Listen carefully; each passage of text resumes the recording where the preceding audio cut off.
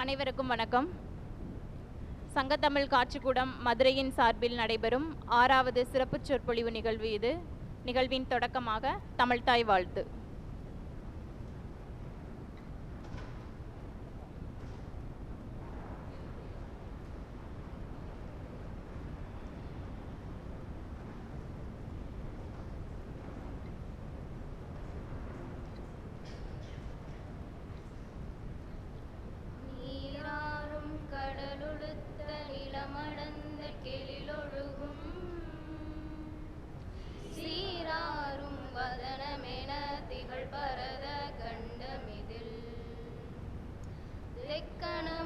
அதில் சிறந்த திராவிடனல் திருநாடும் தக்க சிறு பிறை நுதலும் தரித்தனரும் திலகமுமே அத்திழக வாசனை போல் அனைத்துலகும் இன்பமுற எத்திசையும் புகழ் மணக்க இருந்த பெரும் தமிழனங்கே தமிழனங்கே உன் சீரிழமை திறமியந்து செயல் மறந்து வாழ்த்துதுமே வாழ்த்துதுமே வாழ்த்துதுமே.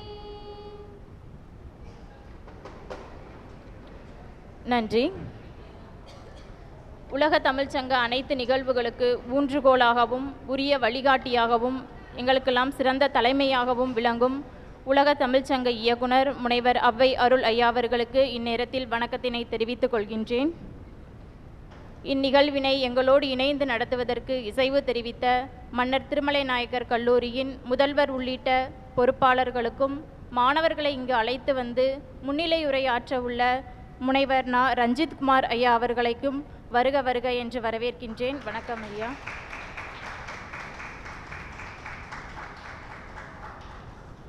மொழியின் வழியே கட்டமைக்கப்பட்ட தமிழ் நிலப்பரப்பில் 2000 ஆண்டுகளுக்கு முன்னர் 41 பெண்கள் கவிதை எழுதியுள்ளனர் என்பது இன்று பலரும் அறியப்பட வேண்டிய தகவலாகும். பண்டைய தமிழர் வாழ்க்கையின் விழுமியங்களையும் பெண்களின் மனநிலையையும் அறிந்திட சங்க பெண் கவிஞர்களின் கவிதைகள் அரிய ஆவணமாக விளங்குகின்றன. சங்ககால பெண்பார் புலவர்கள் அக்கால சமுதாயத்தை தங்கள் பாடல்களில் படம் பிடித்து காட்டியுள்ளனர். அந்த வகையில் இன்று சங்க பாடல்கள் சுட்டும் பெண் குரல் என்ற தலைப்பில் உரையாற்ற ஆசிரியர் கவிஞர் ரோஸ்லின் அவர்கள் நம்மிடையே இங்கு வருகை புரிந்துள்ளார். அவர்களை சங்கத்தமிழ் காட்சிக்கூடம் மதுரையின் சார்பில் வருக வருக என்று வரவேற்கின்றேன். வணக்கம் அம்மா. சங்கத்தமிழ் காட்சிக்கூட தொடர் நிகழ்வுகளுக்கு தொடர்ந்து ஆக்கத்துணை புரிந்து வரும் இயற்கை பாதுகாப்பு அறக்கட்டளையின் நிறுவனர் திரு செல்வம் ராமசாமி ஐயா அவர்களுக்கும் இந்நேரத்தில் நன்றி கலந்த வணக்கத்தினை தெரிவித்துக் கொள்கின்றேன். எங்களின் அழைப்பினை ஏற்று இங்கு வருகை தந்துள்ள மன்னர் திருமலை நாயக்கர் கல்லூரியின் மாணவ கண்மணிகளையும் தமிழ் அறிஞர்களையும் சங்கத்தமிழ் காட்சிக்கூடம் மற்றும் உலக தமிழ்ச்சங்க பணியாளர்கள் அனைவரையும் வருக வருக என்று வரவேற்று மகிழ்கின்றேன். முன்னிலையுரையாற்றி சிறப்பிக்க வருமாறு மன்னர் திருமலை நாயக்கர் கல்லூரியின் தமிழ்துறை உதவி பேராசிரியர் முனைவர் ரஞ்சித்குமார் ஐயா அவர்களை கேட்டுக்கொள்கின்றேன்.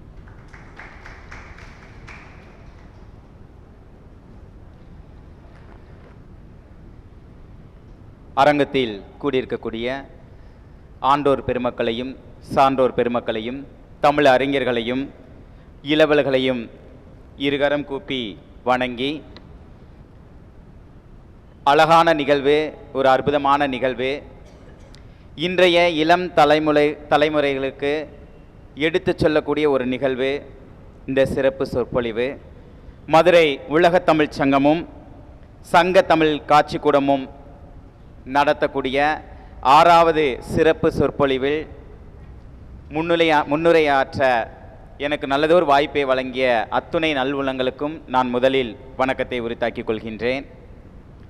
இந்த ஒரு நிகழ்வு இன்றைய இளைவர்கள் அதிகமாக இருக்கக்கூடிய இந்த தருணத்தில் சொல்லக்கூடிய ஒரு முக்கியமான நிகழ்வு.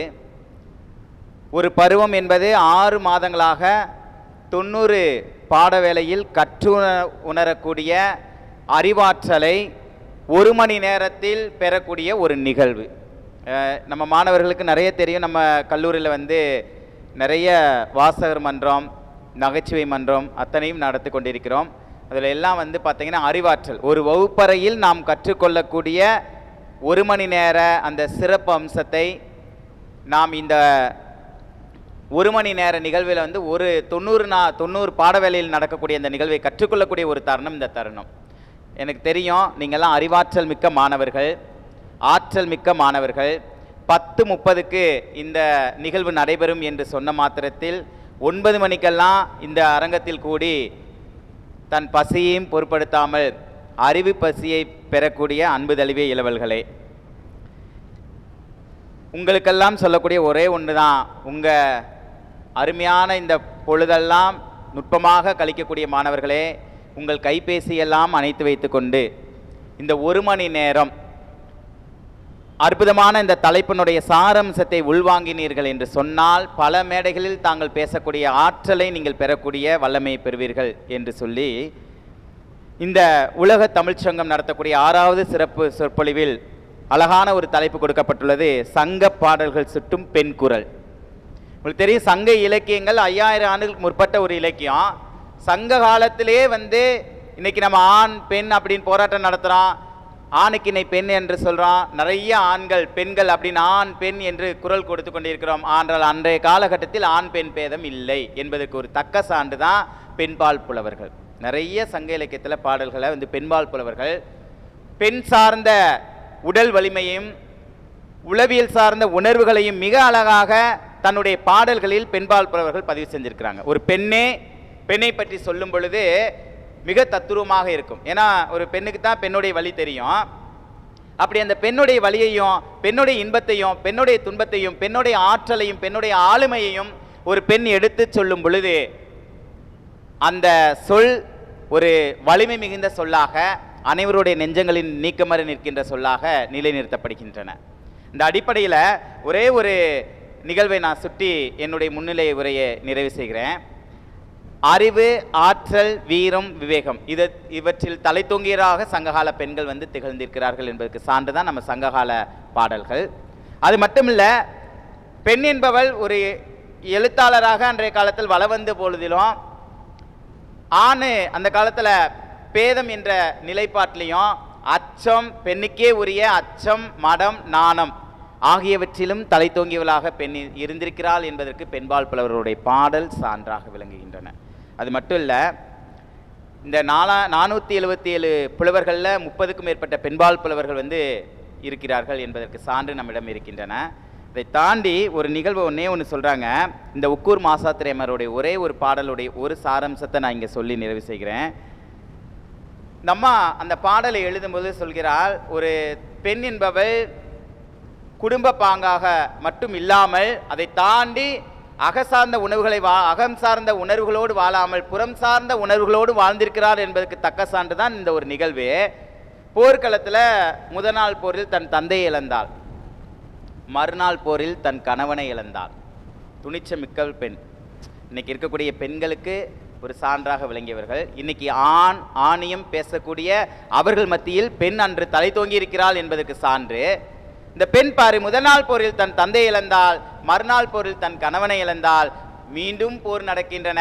தன்னுடைய சிறுவன், 7 வயது சிறுவன், பச்சிலம் குழந்தை. இன்னைக்கு 7 வயது சிறுவனுக்கு நிறைய தெரியும், அவனுக்கு கேர்ள் ஃப்ரெண்ட் இருக்கு. இன்னைக்கு உனக்கெல்லாம் கேர்ள் ஃப்ரெண்டு கிடையாது. இன்னைக்கு இருக்கக்கூடிய 7 வயது சிறுமிக்கு பாய் ஃப்ரெண்ட் இருக்கு, உனக்கு பாய் ஃப்ரெண்ட் கிடையாது. ஆனால் அன்றைய காலகட்டத்தில் ஒன்றும் அறியாத பச்சிலம் குழந்தை வெள்ளாடை உடுத்தி தலையில் எண்ணெய் வாரி அவனை கையில் வேலை கொடுத்து போருக்கு போயிட்டு வா என்று சொல்லி அனுப்பக்கூடிய துணிச்சல் மிகுந்த பெண்ணாக இருந்திருக்கிறார். அந்த ஒரு வாரிசம் பயிற்சினா அங்கே இல்லை, அவ்வளோதான். இருந்த பொழுதிலும் அந்த தமிழனுக்கு கொடுக்கக்கூடிய அந்த தமிழருக்கு கொடுக்கக்கூடிய அந்த வீரத்தை, மரபை அழகாக பின்பற்றியவள் பெண். அந்த பெண் எழுத்தும் சரி, பெண் பாடலும் சரி, பெண் சார்ந்த உணர்வுகளும் சரி, பெண் சார்ந்த உணர்ச்சிகளும் சரி, உளவியல் ரீதியாக நாம் அணுகி பார்க்க வேண்டும். நிறைய அந்த பெண்மொழி சார்ந்த அந்த உணர்வுகள் இன்று பறைசாற்றப்படுகின்றன. எனக்கு ஒரு ஆச்சரியம், கல்லூரியில் பணியாற்றக்கூடிய மாணவர்களும் சரி, ஆசிரியரும் சரி, நம்ம இந்த ஆய்வு தொடர்பாகவே இருப்போம், அந்த செய்திகளை உள்வாங்கிக் கொண்டே இருப்போம். பள்ளியில் பணியாற்றக்கூடிய ஆசிரியர்கள் மிகவும் கவலைக்கிடையான ஒரு பணி. அதுவும் குறிப்பாக இன்னைக்கு இருக்கக்கூடிய ஒரு சிறப்பு விருந்தினர் அவர்கள் வந்து அரசு ஆண்கள் மேல்நிலைப் பள்ளியில் பணியாற்றினார். ரொம்ப கிரிட்டிக்கலான சிச்சுவேஷன், ரொம்ப மோசமான நிலை. ஏன்னா அங்கே அந்த மாணவர்களை ஒழுங்குநிலைப்படுத்துவதே பெரிய ஒரு போர்க்களம், பெரிய போராட்டம். அந்த களத்தில் போய் போர் செய்யக்கூடிய அந்த வீரத்தினை இந்த பெண் சிறப்பு விருந்தினர் அவர்கள் தன் பள்ளியில் போராடி கொண்டிருக்கிறார். அதையும் தாண்டி அன்பால, அதையும் தாண்டி இந்த நூட்களை வாசிப்பது என்பது இன்றைக்கெல்லாம் நம்ம குறைஞ்சு போயிடுச்சு. கல்லூரியில் நாங்கள் பணியாற்றக்கூடியவர்களே குறைந்து போகக்கூடிய காலகட்டத்தில் இந்த அம்மையார் அவர்கள் சிறப்பு விருந்தினர்கள் பள்ளி பருவத்திலும் பள்ளியில் பணியாற்றி கொண்டோம் இந்த நூட்களை வாசித்து கொண்டிருக்கிறார் என்று சொன்னால் நான் உண்மையிலே வியந்து பார்த்தேன். இவர்களுடைய அந்த சொற்பொழிவில் பெண்ணுடைய குரல் எவ்வாறெல்லாம் பார்த்திருக்கிறார்கள் என்ற அந்த அணுகுமுறையை நானும் ஆவலோடு உங்களோடு எதிர்பார்த்து கொண்டிருக்கிறேன். இந்த நிகழ்வினை நாம் கண்டுகளிப்பதற்காகவும் இந்த ஆளுமைமிக்க அந்த பெண்ணுடைய சங்ககால பெண்ணுடைய அந்த வாழ்வியலை நான் நுட்பமாக அறிந்து கொள்வதற்கும் ஒரு நல்ல தருணம். மீண்டும் சொல்கின்றேன் இளவல்களே, எல்லா பசியும் நாம் தீர்த்து விடலாம், அருவி பசியை மட்டும் நாம் தீர்த்து விட முடியாது. வயிற்று பசியை எப்பொழுது வேண்டுமானாலும் போக்கிக் கொள்ளலாம், ஆனால் அறிவு பசியை நாம் கிடைக்கும் பொழுது மட்டும்தான் பெற்றுக்கொள்ள முடியும். ஆகையினால இந்த சங்ககால சங்கப்பாடல்கள் சுற்றும் பெண் குரல் என்ற தலைப்பிலான இந்த ஒரு நிகழ்வில் நம் சிறப்பு விருந்தினருடைய அந்த சுவையை நாம் சுவைத்து நம் மனங்களில் நிலைநிறுத்தி பின் வரக்கூடிய இளவல்களுக்கு நாம் வழிகாட்டியாக திகழ வேண்டும் என்று சொல்லி அவர்களை வாழ்த்தி வணங்கி வரவேற்று என் முன்னிலை உரையை நிறைவு செய்கின்றேன். என்ன வளம் இல்லை இந்த திருநாட்டில், என் கையை ஏந்த வேண்டும் அயல் நாட்டில் என்ற திரைசை பாடலைப் போல என்ன வளம் இல்லை இந்த தமிழ் மொழியில், ஏன் நாடி செல்ல வேண்டும் அயல்மொழி என்னும் சொல்லும் அளவிற்கு அத்துணை சிறப்புகளும் பெற்ற ஒரே மொழி நம்மொழி, தொன்மையான மொழி, தொன்று தொட்டு வரக்கூடிய மொழி, அனைவருடைய நெஞ்சங்களில் நீக்கமர நிற்கின்ற மொழி, அதுவே நம்மொழி, செம்மொழி, தமிழ் மொழி என்று சொல்லி அனைவருக்கும் நன்றி கூறி விடைபெறுகிறேன். நன்றி, வணக்கம்.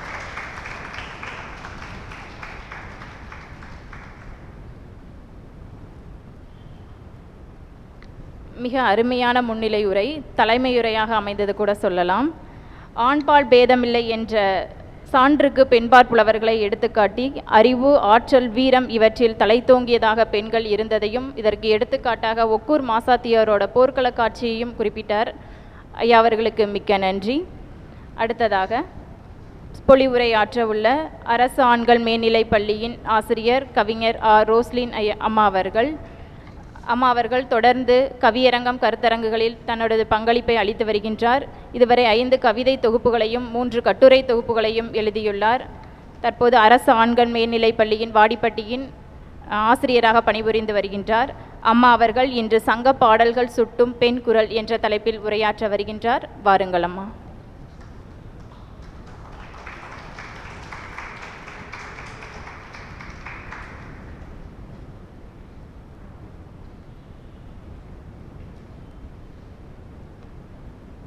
எனது தாய்க்கும் தாய் தந்த தமிழுக்கும் முதல் வணக்கத்தை தெரிவித்துக் கொள்கிறேன்.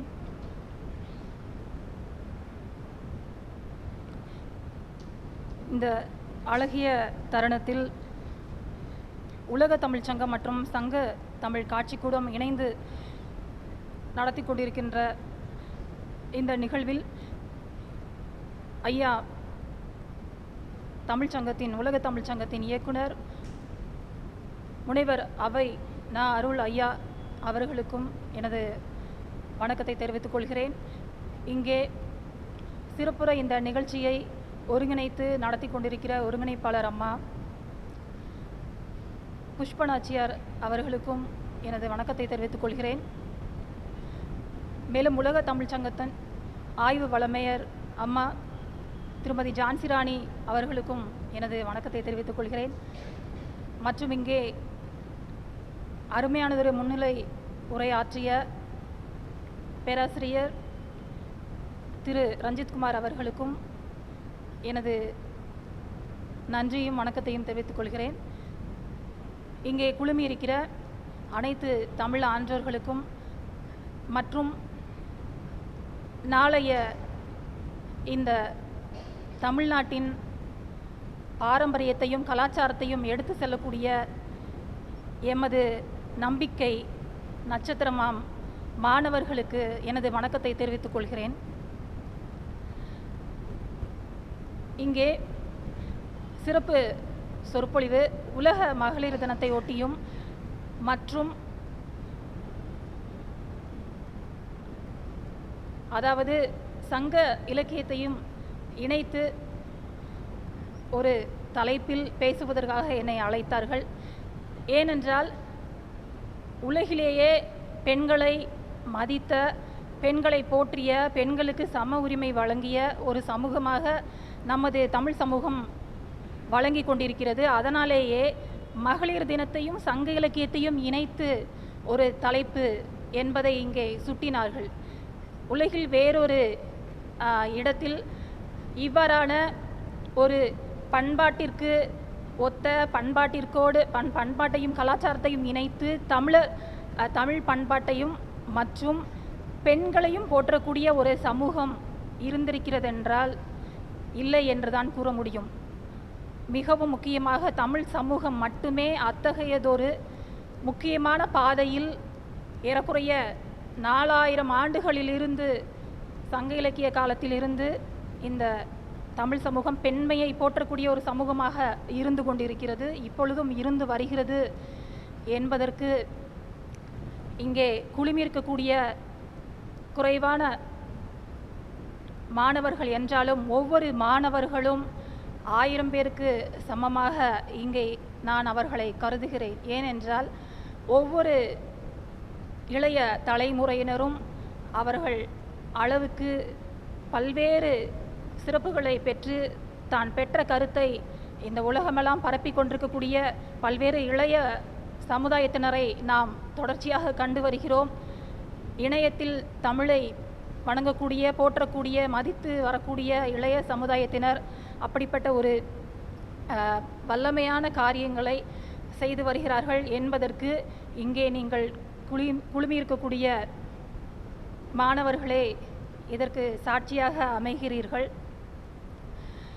மேலும் உலக மகளிர் தினம் 1857 மார்ச் 8 சம உரிமை, சம ஊதியம், சம வேலை, இதன் பொருட்டாக ஆண் பெண் சமத்துவத்திற்காக நமது இந்தியாவில் தோன்றவில்லை, தமிழ்நாட்டில் தோன்றவில்லை, அமெரிக்காவில்தான் அப்படிப்பட்ட ஒரு இயக்கம் துவங்கி அது உலகமெல்லாம் பரவி உலக மகளிர் தினமாக அந்த மார்ச் 8 முன்மொழிந்தார் கிளாரா ஜெட்கின், ஜெர்மனியை சேர்ந்த அம்மையார் அவர்கள். அதன் பிறகு அதை ஹெலன் ரா அவர்கள், ரஷ்யாவை சேர்ந்தவர், அவர் அதை முன்மொழிந்தார். ஏன் ஒருவேளை இந்தியாவிலிருந்து உலக மகளிர் தினத்திற்கான ஒரு முன்னெடுப்பு தோன்றியிருக்குமா என்றால் அது நிச்சயமாக தமிழ்நாட்டில் தோன்றியிருக்காது. ஏனென்றால் பெண்களுக்கு சம உரிமை, சம அளவிலான ஊதியம், சம வாய்ப்புகளை வழங்குகின்ற சமூகமாக 3000 ஆண்டு காலமாகவே தமிழ் சமூகம் இருந்திருக்கிறது என்றால் அவர்கள் அப்பொழுதே உலக மகளிர் தினத்தை அவர்கள் தாங்கள் எழுதிய பாடல்கள் வழியாகவே கொண்டாடிவிட்டார்கள் என்பதைத்தான் இங்கே அது காட்டுகிறது. 18ஆம் 19ஆம் நூற்றாண்டுகளுக்கு பின்புதான் இந்த மகளிர் தினமானது தொடர்ச்சியாக முன்னெடுக்கப்பட்டு அது செயல்படுத்தப்பட்டது என அறிகிறோம். அப்படி அந்த மகளிரை போற்றக்கூடிய சமூகம் அது நமது தாய் சமூகம், நமது தமிழ் தந்த சமூகமாக இருந்திருக்கிறது, இருந்து வருகிறது, இனிமேலும் இருக்கும். அப்படி என்ன தமிழ் மொழி சிறப்பு பெற்றதாகிறது? அதாவது அனைத்து தாய்மொழிகளுமே, உலகில் பல்வேறு மொழிகள், பல ஆயிரக்கணக்கான மொழிகள் உண்டு. அவற்றில் சிறப்பாக சீன மொழி, கிரேக்க மொழி, தமிழ் மொழியை குறிப்பிடுகிறோம். ஆனால் தமிழ் மொழியை மட்டும் ஏன் நாம் கொண்டாடுகிறோம்?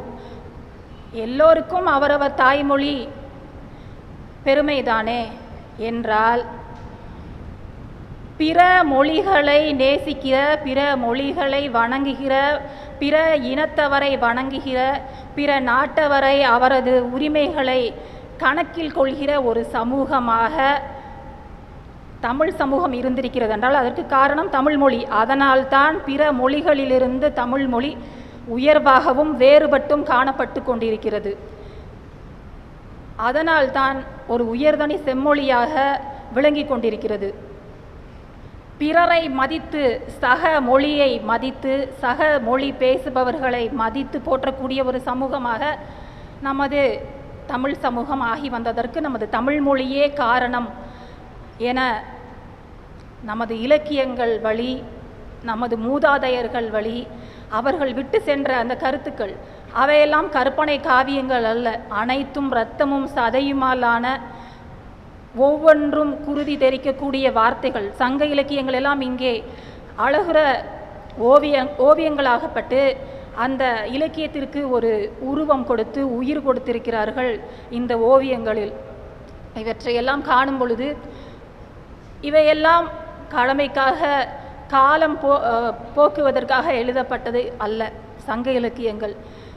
அவை நமது பண்பாடும் கலாச்சாரமும் செழுமிய ஒரு வீரத்தின் அடையாளமாகவும், காதலின் அடையாளமாகவும், பரிவின் அடையாளமாகவும், பிரிவின் அடையாளமாகவும் நமக்கு கைவந்து சேர்ந்திருக்கிறது என்று நாம் சொல்வோமானால், அப்படிப்பட்ட உலகிலேயே ஒரு சிறந்த சமூகமாக தமிழ் சமூகம் மட்டுமே விளங்கி கொண்டிருக்கிறது. நான் அதன் வழியில் ஒரு சிறு துரும்பாக இங்கே இந்த செய்திகளை கூறுவதற்கு இங்கே வந்திருக்கிறேன் என்பதில் மிக்க பெருமை கொள்கிறேன். ஏனென்றால் ஒரு மொழிக்கு இப்படி சங்கம் வைத்து வளர்த்திருப்பார்கள் என்றால் எங்கேயும் இல்லை.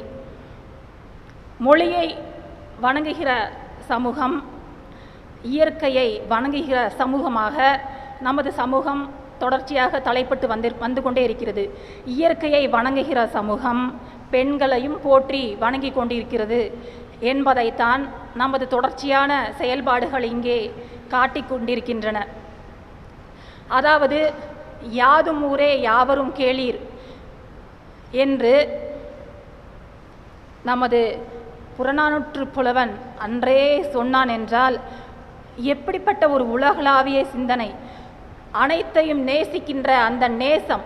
சங்க இலக்கியம் என்பது ஒரு கருவூலம், ஒரு காட்சி பெட்டகம். அது செங்குருதியினால் ஆன நமது தலைமக்களின் வீர வரலாறு. சங்க இலக்கியம் என்பது அனைவரையும் நேசிக்கின்ற, யாதும் ஊரே, எந்த ஊருனாலும் அது எமது ஊர்தான் என்று சொல்லக்கூடிய ஒரு பொது உடைமை சமூகமாக நமது தமிழ் சமூகம் இருந்திருக்கிறது என்பதைத்தான் இந்த யாதும் ஊரே யாவரும் உறவினர்கள்தான், எனது உறவினர்கள்தான் என்ற ஒரு பொதுமைப்பட்ட சமூகம் அனைத்து உறவுகளையும் தன் அருகே அமைத்து கொண்டாடுகிற ஒரு சமூகமாக இருந்திருக்கிறதென்றால், இந்த ஒரு சொல், இப்படிப்பட்ட ஒரு சொல் உலக சமுதாயத்தில் எங்குமே இல்லை. அப்படிப்பட்ட சமூகத்தின் சான்றுகளாக நாம் இங்கே குழுமியிருக்கிறோம். சங்க இலக்கியம் இப்படிப்பட்ட ஒரு வழிகாட்டக்கூடிய ஒரு அறிவு பெட்டகமாக நமக்கு அளிக்கப்பட்டிருக்கிறது. இதை பல்வேறு ஆன்றோர்கள், சான்றோர்களும் நமக்கு கூறியிருக்கிறார்கள். இப்படி பழமையான, மேலும் தமிழ் மொழி என்பது மிகவும் பழமையான மொழி என்பதால் மட்டுமாலேயே நாம் இதை கொண்டாடுகிறோமா? ஒரு நீண்ட கால வரலாற்றை உள்ளடக்கியது. நீண்ட கால வரலாறு மட்டும் இந்த சங்க காலத்தை நாம் கொண்டாடுவதற்கு போதுமானதா என்றால், அந்த சங்க கால இலக்கியங்கள், சங்க கால இலக்கியங்கள் எனும் சொல்லும் பொழுது ஒரு இதற்கு முன் தோன்றியதாக தொல்காப்பியம், சங்க இலக்கியங்கள் தோன்றுவதற்கு முன்பாகவே தொல்காப்பியம் நமக்கு கிடைத்திருக்கிற முதல் ஆவண கருவூலம். அதுதான், அதிலிருந்து தான் நமது கிமு 3ஆம் நூற்றாண்டிலிருந்து கிபி 3ஆம் நூற்றாண்டிற்குள் இந்த தொடர்ச்சியாக அவ்வப்போது எழுதப்பட்ட பாடல்கள் தான் சங்க இலக்கியமாக தொகுக்கப்பட்டிருக்கின்றது. ஒரே காலத்தில் எழுதப்பட்ட பாடல்கள் அல்ல, பல்வேறு நூற்றாண்டுகளாக எழுதப்பட்ட பாடல்களை அதை நம்மிடம் கொண்டு வந்து சேர்த்த அந்த பதிப்பக செம்பல்களை இங்கே நான் நினைவு கூர்கிறேன். ஐயா உவேசா அவர்கள் அதில் முதன்மையானவர். அவர் இல்லை என்றால் இந்த பண்பாடும் கலாச்சாரமும் நமக்கு தெரியாமலே போயிருக்கும். தொல்காப்பியம், இந்த தொல்காப்பியத்திற்கு முன்னதாக ஏனென்றால் ஒரு இலக்கண நூல், தொல்காப்பியம் என்பது இலக்கண நூல். ஒரு இலக்கணம் என்பது ஒரு இலக்கியத்திற்காக எழுதப்பட்டதுதான் தொல்காப்பியம். அப்படி இலக்கியத்திற்காக ஒரு இலக்கண நூல் தொல்காப்பியம் எழுதப்பட்டது என்றால் அதற்கு முன்னதாக இலக்கியங்கள் தோன்றி இருக்க வேண்டும். அதாவது கிமு 3ஆம் நூற்றாண்டுக்கு முன்னதாகவே தமிழ் இலக்கியங்கள் தோன்றியிருக்க வேண்டும். ஆனால் அவை நமக்கு கிட்டவில்லை என்பது ஒரு வருத்தமான செய்திதான். ஆனாலும் தொல்காப்பியத்திலிருந்து நாம் பார்க்கும் பொழுது பல்வேறு சான்றுகளை அங்கே தொல்காப்பியர் குறிப்பிடுகிறார். என்மனார் புலவர் இவர் கூறினார் என்று கூறும் பொழுது அதற்கு முன்பாக பல்வேறு இலக்கியங்கள் இருந்தது என்பதை நாம் அவர் கூறிய விவரணைகள் வழியாக அறிய வருகிறோம். அப்படி அதற்கு பிறகு கிட்டிய இந்த சங்க இலக்கியங்கள் மொத்தம் 18 நூல்கள்.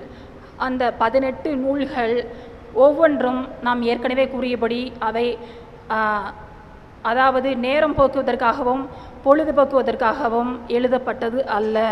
அவர்கள் தங்களது வாழ்க்கை முறையை எப்படி வாழ்ந்தார்கள், அவர்கள் எப்படி இயற்கையோடு இணைந்த ஒரு வாழ்க்கையை வாழ்ந்தார்கள், இயற்கையை போற்றிய சமூகமாக இருந்தார்கள், பெண்களை போற்றிய சமூகமாக இருந்தார்கள், வீரத்தை தங்கள் தோளிலே சுமந்து கொண்ட தனையன்களாக அவர்கள் இருந்தார்கள் என்பதைத்தான் இந்த சங்க இலக்கியங்கள் நமக்கு விட்டு செல்லக்கூடிய செய்தி.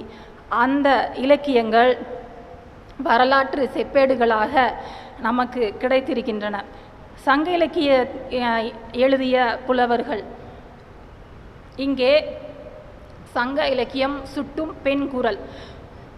பெண் குரல், குரல் என்பதே அதாவது வாய்ஸ், எங்கெல்லாம் குரல் ஒலிக்கும், எங்கெல்லாம் குரல் ஒலிக்கும், நமது தேவை என்பதை நாம் நிறுவும் பொழுது, நமக்கு ஒன்று தேவை என்பதை நாம் கூறும் பொழுது அங்கே அந்த குரலானது ஒலிக்கும். அப்படி ஒரு பெண் குரலின் தேவை என்பது சங்க இலக்கியங்களில் அவர்கள் அந்தைய காலகட்டத்தில் அவர் சமமான உரிமை பெற்றிருந்தார்கள். நீங்கள் நினைத்து பார்க்கலாம், இப்பொழுது 2000க்கு பிற்பான முந்தைய ஆண்டுகள், அதாவது விடுதலைக்கு முன் விடுதலைக்கு பின்னெல்லாம் பார்த்தீர்கள் என்றால் பெண்பால் அதாவது பெண் எழுத்தாளர்களோ பெண் படைப்பாளிகளோ மிகவும் குறைவு. விரல் விட்டு எண்ணி விடலாம் எத்தனை பேர் ஒரு நாவல் எழுதியிருக்கிறார்கள், சிறுகதை எழுதியிருக்கிறார்கள் என்று. ஆனால் 3000 ஆண்டுகளுக்கு முன் எழுதப்பட்ட சங்க இலக்கியங்களில் பெண்பால் புலவர்கள் இருந்திருக்கிறார்கள் என்றால் ஒரு அறிவு சமூகமாக பெண்களை எழுத வைத்து, நான் நிறைய எழுத்தாளர்களது அவரது சொந்த அனுபவங்களை கேட்டிருக்கிறேன். அவர்கள் எழுதுவதற்கு கூட அவரது வீட்டில் அனுமதி கிடையாது. தெரியாமல் புனைப்பெயரில் எல்லாம் எழுதக்கூடிய எழுத்தாளர்கள் இருந்திருக்கிறார்கள், இப்பொழுதும் இருக்கிறார்கள். அப்படி இருக்கும் பொழுது பெண்களை எழுத வைத்து அழகு பார்த்த ஒரு சமூகமாக தமிழ் சமூகம் இருந்திருக்கிறது. பெண்களது குரலை காது கொடுத்து கேட்கக்கூடிய ஒரு சமூகமாக இருந்திருக்கிறது தமிழ் சமூகம். இங்கே தமிழது குரலை கேட்பதற்காக நீங்கள் எப்படி உங்களது செவி செல்வங்களை இங்கே திறந்து காத்திருக்கிறீர்களோ அதே போலதான். ஏனென்றால் நீங்கள் சங்க இலக்கியத்திலிருந்து அதனது தலைமுறையிலிருந்து தோன்றியவர்கள் என்பதற்கான அடையாளமாக தான் இங்கே உங்கள் அனைவரையும் நான் காண்கிறேன், மாணவ செல்வங்களை காண்கிறேன். அப்படிப்பட்ட ஒரு சமூகமாக தான் இருந்தது. அது என்ன, தமிழ் சமூகம், தமிழர்கள் தமிழ் எனும் பொழுது மட்டும் நம்மை அறியாமலே நமக்குள்ள ஒரு வித சக்தி ஊடுருவத்தான் செய்கிறது, வெளிக்கொணரத்தான் செய்கிறது. தமிழ் என்று சொல்கையிலே தரணி எங்கும் பொன் பூக்கும், அந்த பொன் பூக்கக்கூடிய ஒரு சொல்லாக மொழியாக தமிழ் இருக்கிறது. அதன் சான்றாக சங்க இலக்கியங்கள் இருக்கிறது. இங்கே சங்க இலக்கியத்திற்கென்றே ஒரு காட்சிக்கூடம் நிறுவப்பட்டு 2016 என்று நினைக்கிறேன்.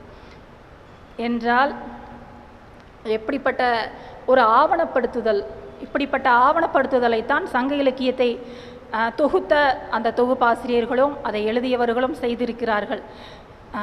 எழுதிய புலவர்கள் என்று பார்க்கும் பொழுது 473 புலவர்கள் 2300க்கு மேற்பட்ட பாடல்களை இந்த சங்க இலக்கியங்களில் பாடியிருக்கிறார்கள்.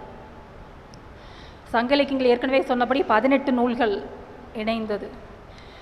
இதில் உங்களுக்கு தெரியும், நீங்கள் கல்லூரி காலத்திலேயும் உங்களது பள்ளி பருவத்திலேயும் படித்திருப்பீர்கள், அகம் என்பதும் புறம் என்பதும்.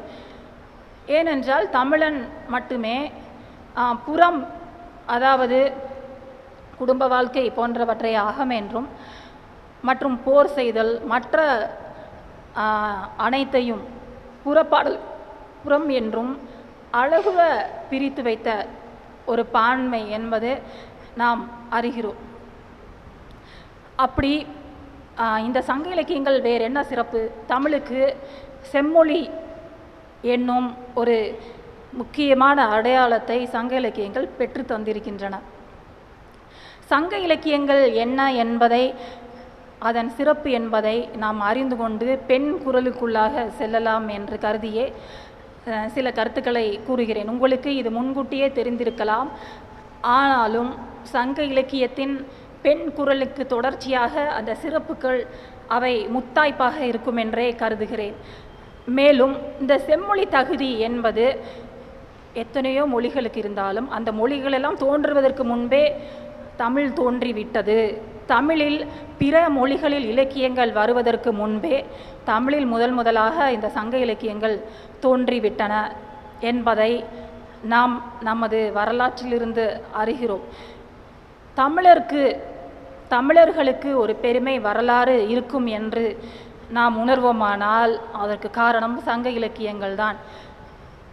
இதைத்தான் பல்வேறு அறிஞர்கள் தினந்தோறும் பல்வேறு நிகழ்வுகளில் வலியுறுத்தி கொண்டே இருக்கிறார்கள்.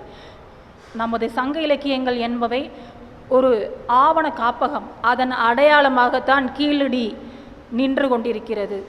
கீழடியில் நாம் அதை நீங்கள் கண்டிருப்பீர்கள் என்று நினைக்கிறேன். ஒவ்வொரு பாடலையும் அந்த கண்டுபிடித்த பொருள்களோடு அந்த பாடல் எந்த பட்டினப்பாலையில் குறிப்பிடப்பட்டிருக்கிறதா, அல்லது சிறுபானாற்றுப்படையா, அல்லது புறநானூற்றில் குறிப்பிடப்பட்டிருக்கிறதா, அந்த பொருட்கள் பயன்படுத்திய பொருட்கள் இந்த இலக்கியங்கள் இப்பொழுது எழுதப்பட்டது அல்ல, 3000 ஆண்டுகளுக்கு எழுதப்பட்டது. ஆனால் இந்த பொருள்களை இப்பொழுது தோண்டி எடுக்கப்பட்ட, அகழாராய்ச்சி செய்து எடுக்கப்பட்ட பொருட்கள், அந்த பொருட்களது பெயர்கள் எல்லாம் சங்க இலக்கியங்கள் இருக்கிறது. எப்படி? அதாவது இலக்கியங்கள் என்பவை வெறுமனே இலக்கியங்கள் மட்டுமல்ல, நமது வாழ்வு முறையை சொல்லக்கூடிய கால கண்ணாடி. நமது தமிழர்கள் எப்படி வாழ்ந்தார்கள் என்பதன் ஆதாரமாகத்தான் இந்த கீழடி இருக்கக்கூடிய பொருண்மங்கள் நமக்கு சங்க இலக்கியத்தோடு ஆவணப்படுத்தி பொருண்மைப்படுத்தி அதை ஒரே பொருட்டாக அழகாக வடிவமைத்து நமக்கு இங்கே காட்சிப்படுத்தி இருக்கிறார்கள். எப்படி அவர்கள் வாழ்ந்தார்கள் என்பதற்கான அடையாளம். இப்படிப்பட்ட ஒரு வரலாற்றை கொண்டதுதான் சங்க இலக்கியம். அந்த கீழடிக்கு நாம் அந்த அருங்காட்சியகத்திற்குள் நுழைவதற்கு முன்பாக ஒரு அருமையான ஒரு ஆவணப்படம் ஒன்றை திரையிடுகிறார்கள். அதை எத்தனை பேர் கண்டீர்கள்? கீழடிக்கு வாழ்த்துக்கள்.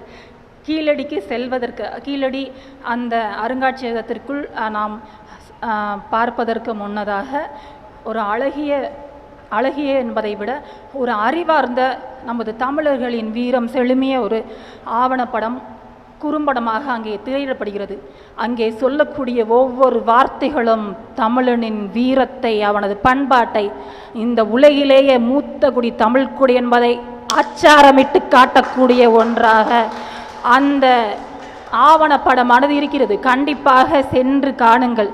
ஏனென்றால் இந்த உலகிலேயே முதல் தோன்றிய நாகரிகமாக ஏற்கனவே நமது இந்தியாவில், நான் பெயர் குறிப்பிடவில்லை, ஒரு நாகரிகம் தோன்றியிருப்பதாக கூறியிருக்கிறார்கள். ஆனால் அதற்கு முன்பாகவே தமிழன்தான் இந்த உலகின் ஆதிக்குடி என்பதை நிறுவுவதற்கான அத்தனை அச்சாரங்களும் நமக்கு கன்னியாகுமரியில் இருக்கின்றன. அதை போலதான் கீழடியில் அதன் தொடர்ச்சியை நாம் காண்கிறோம். ஆனால் இதையெல்லாம் சில வம்பர்கள் அதையெல்லாம் இருட்டடிப்பு செய்கிறார்கள். ஆனாலும் நமக்கு கீழடி நம்மின் வரலாற்றையும் நம்மின் சக்தியையும் அவை நமக்கு வெளிச்சம் போட்டு தெற்றன நமக்கு உள்ளங்கை நெல்லிக்கனி போல காட்டிவிட்டன எனலாம்.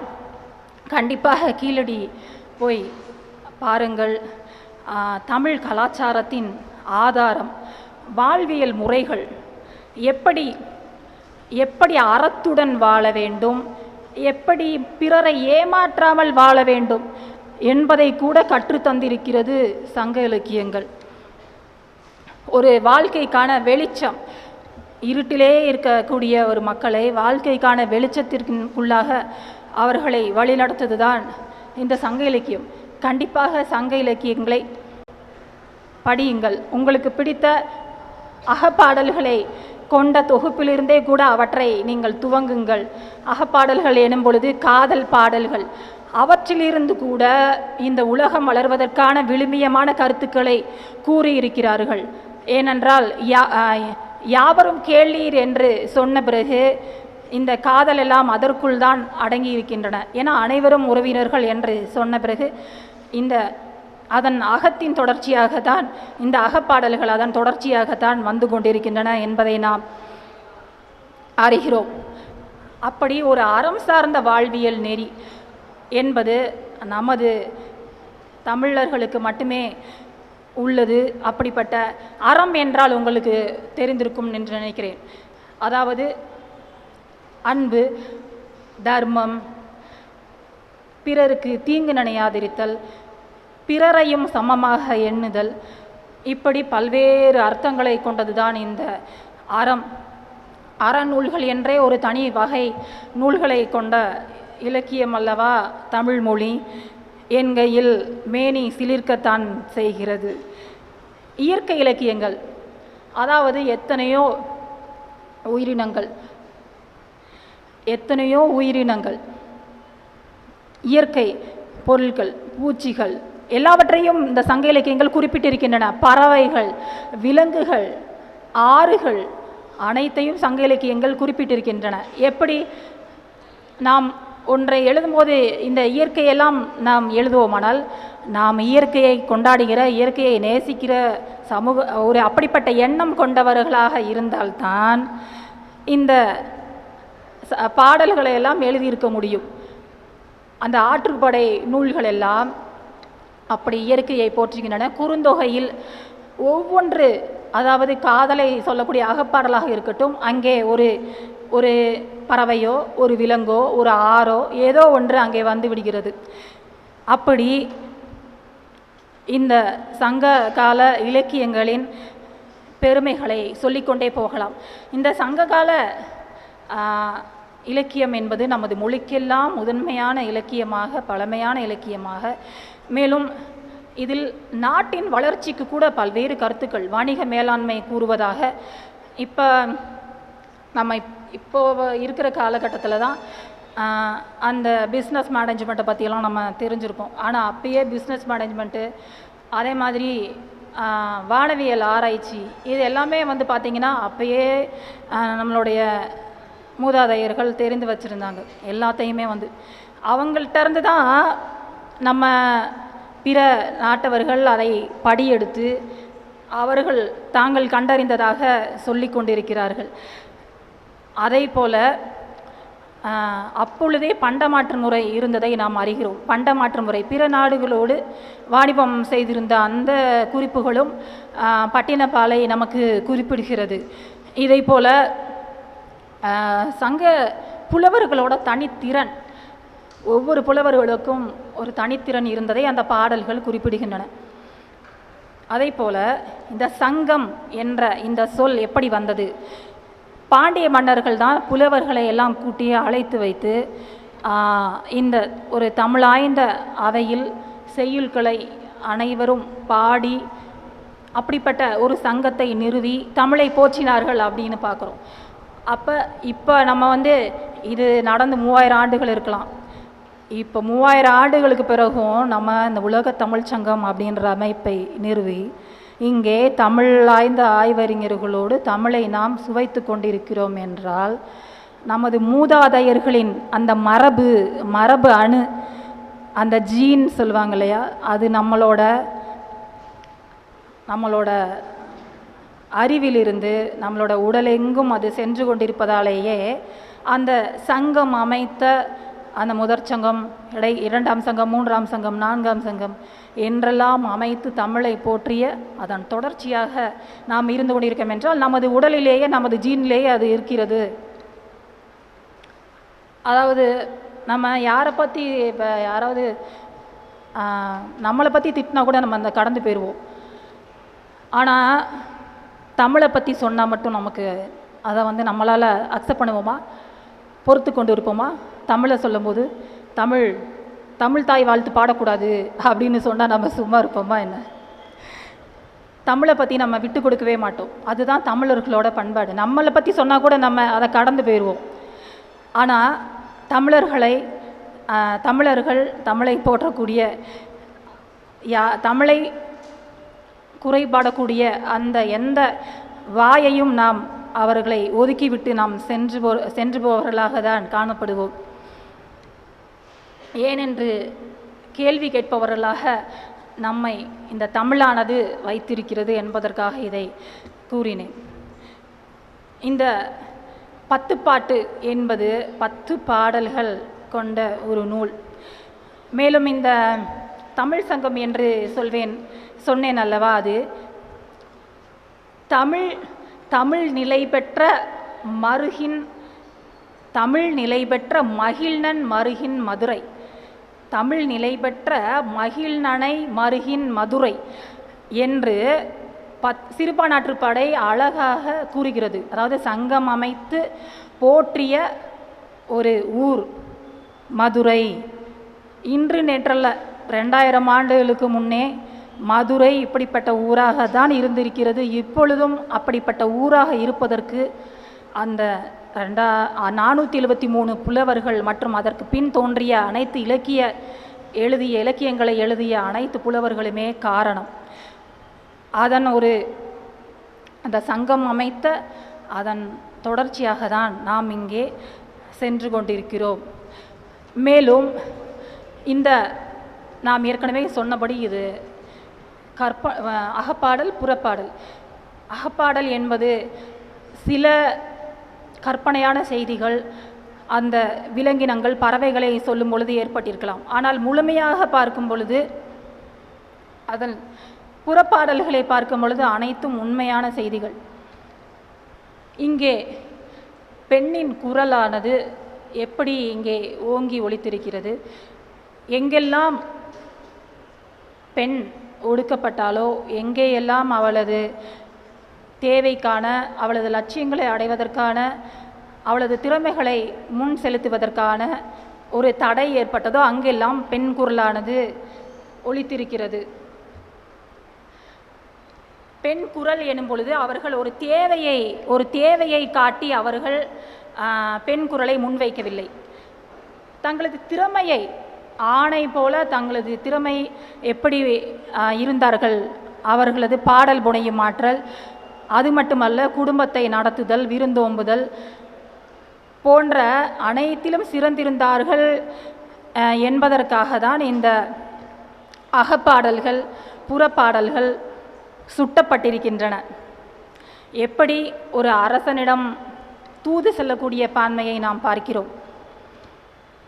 தூது செல்லக்கூடிய ஒரு குரல், அறிவுரை சொல்லக்கூடிய ஒரு குரல், மற்றும் தோழி வழியாக நீங்கள் தமிழ் இலக்கிய மாணவர்களாக இருந்தாலும், தமிழ் இலக்கிய மாணவர்களாக இல்லாவிட்டாலும், அன்பு என்பதும், அன்பு காட்டுதல் என்பதும், தோழி என்பதும் ஏற்கனவே நமக்கு அறிந்த ஒன்றுதான். அப்படி அகப்பாடல்களில் இந்த தோழி கூற்றாக, செவிலித்தாய் கூற்றாக, நற்றாய் கூற்றாக எப்படியெல்லாம் இந்த குரலானது ஒலித்திருக்கிறது. மற்றும் ஒரு தாயாக புறப்பாடல்களில் ஏற்கனவே முனைவர் ஐயா அவர்கள், ரஞ்சித்குமார் ஐயா குறிப்பிட்டது போல, ஒக்கூர் மாசாத்தியார் அவர்களது பாடல் எப்படி வீரம் செறிந்த பாடல். இது பொய்யாக எழுதப்பட்டது அல்ல, உண்மை. இப்படிதான் நிகழ்ந்திருக்கிறது. அப்படிதான் அவர்கள் மிகுந்த இன்முகத்தோடு தனது புதல்வர்களை போருக்கு அனுப்பி வைத்த அந்த குரல், அவரது குரல்கள் புறப்பாடல்களில் இப்படிதான் ஒலித்து கொண்டே இருக்கிறது. எப்படி என்றால், இயற்கையை மீறாத குரல்தான் புறப்பாடல்களில் ஒலித்து கொண்டிருக்கிறது. இயற்கையை மீறாத, இயற்கையோடு இணைந்த உண்மையை சொல்லக்கூடிய பாடல்கள், அந்த உண்மையை சொல்லக்கூடிய புறப்பாடல்களை நாம் முதலாவதாக இங்கே பெண்ணின் குரலாக எடுத்துக்கொள்ளலாம். சங்க இலக்கியம் எனப்படக்கூடிய தொன்மையும் வன்மையும் பெருமையும் வரலாற்று சிறப்பும் கொண்ட சங்க இலக்கியத்தில் பெண் குரல், நாம் ஏற்கனவே சொன்னபடி ஒரு தேவைக்காக எழவில்லை, தனது திறமையை வெளிப்படுத்துவதற்காக, தனது உள்ளார்ந்த மனப்பான்மையை சொல்வதற்காக எழுதப்பட்டது தான் அந்த பெண் குரலாக சங்க இலக்கியங்களில் நாம் பார்க்கிறோம். ஏறத்தாழ 3000 ஆண்டுகளுக்கு முன் இருந்த அந்த நாகரிக வாழ்க்கையில் இந்த தமிழ் இலக்கியங்கள் நாம் ஏற்கனவே கூறியது போல பிற மொழிகளுக்கெல்லாம் முதன்மையான ஒன்றாக, அதாவது கிரேக்கம், லத்தீன், சீன மொழிக்கெல்லாம் முந்தையதாக பேச்சாலும் எழுத்து மொழியாலும் இன்றும் வழக்கில் சிறந்த மொழியாக நமது தமிழ் மொழி மாத்திரமே இருந்து கொண்டதற்கான அந்த சான்றாக தான் இந்த பெண் குரலானது.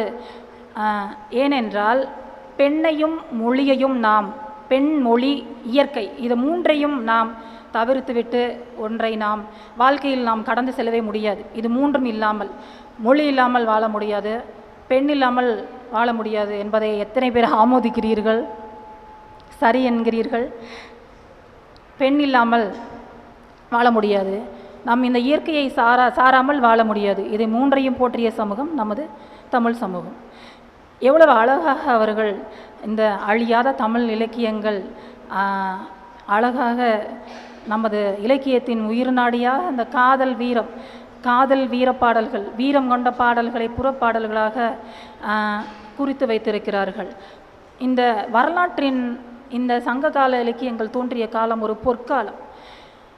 அந்த பொற்காலத்தின் சான்றுகளாக இந்த 8 தொகையும் 10 பாட்டு நூல்களும் நமக்கு கிடைத்திருக்கின்றன. புறநானூற்றில் இருக்கக்கூடிய கருத்துக்கள் எல்லாம் உலகளாவிய அரசியல் சிந்தனை கொண்டவை. அப்படிப்பட்ட சிந்தனையெல்லாம் இப்பொழுது கூட அந்த காலகட்டத்திய கணியன் பூங்குன்றனின் அந்த பிறப்புக்கும் எல்லா உயிருக்கும் யாது முறை யாவரும் கேளிரை தாண்டி இன்னமும் அப்படிப்பட்ட ஒரு சொல்லை நம்மால் கொண்டு வர இயலவில்லை. ஏனென்றால் அப்படி தமிழை நேசித்த, சமூகத்தை நேசித்த, பிற மனிதனை நேசித்த, பிற உயிரை நேசித்த அப்படிப்பட்ட ஒன்றாக தான் இருந்திருக்கிறது. சங்க காலத்தில் பெண் குரல் மரியாதையான ஒரு குரலாக இருந்திருக்கிறது. மரியாதையான குரல், பெண்ணின் குரல், தனது பெருமையை அவள் நிலைநாட்டக்கூடிய ஒரு குரலாக இருந்திருக்கிறது. அவளது உயர்வை சொல்லக்கூடிய ஒரு மொழியாக தமிழ் மொழி இருந்து இலக்கியங்கள் அப்படி இருந்திருக்கிறது. எப்படி அவளது உயர்வை சொன்னது? அவளது கடமை உணர்வை கூட குறிப்பிடுகிறது.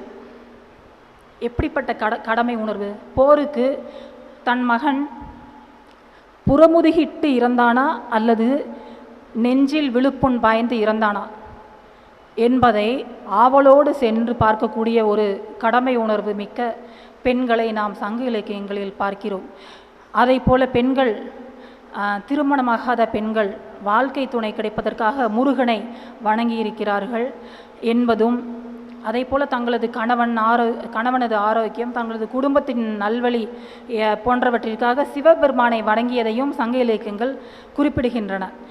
மேலும் லட்சுமி சிலை செய்து கொற்றவையை வணங்கியிருக்கிறார்கள் என்பதும், எனவே அம்மன் வழிபாடு என்பது, கொற்றவை என்பது பெண் தெய்வம் ஆக இருக்கையால் அந்த ஒரு பெண்ணை போற்றக்கூடிய, பெண்ணை வணங்கி அம்மன் வழிபாடு என்பது சங்க இலக்கிய காலத்தில் இருந்திருக்கிறது. ஒரு பெண்ணின் குரலாக, பெண்ணின் நம்பிக்கை குரலாக அந்த கொற்றவை தெய்வம் இருந்திருக்கிறது என்பதை நாம் பார்க்கிறோம். அதை போல அகநானூறு பார்த்தோம் என்றால் பெண்களின் திறமையை எப்படி திறமையை அங்கீகரித்திருக்காங்க அப்படின்னா, அம்மா அவங்க சொன்னபடி ஏறக்குறைய 41 பெண்பால் புலவர்கள் இருந்திருக்காங்க.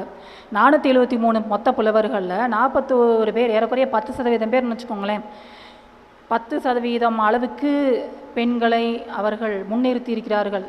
இப்பொழுது 33% என்று கூறினாலும் மனதளவில் அனைத்து ஆண்களும் பெண்களுக்கான சம வாய்ப்புகளையே வழங்கி இருக்கிறார்கள். அனைத்து ஆண்களுமே பெண்களுக்கு சம வாய்ப்பு அல்லது நிறைய மனம் முடித்தவர்களிடம் ஆண்களிடம் கேட்டால் சொல்லுவார்கள், சம வாய்ப்பு எங்கே 100% எனது மனைவிக்கு தான் என்று சொல்லக்கூடியதை நாம் பார்க்கிறோம். ஏனென்றால் அவர்களெல்லாம் சங்க இலக்கியத்தை படித்து அல்லது அப்படிப்பட்ட சமூகத்தின் தொடர்ச்சியாக தான் இந்த ஆண்கள் எல்லாம் பெண்களுக்கு சம வாய்ப்புகளை வழங்கி இருக்கிறார்கள். சமமாக நடத்தப்பட்டார்கள். ஆண்களும் பெண்களும் சமம்.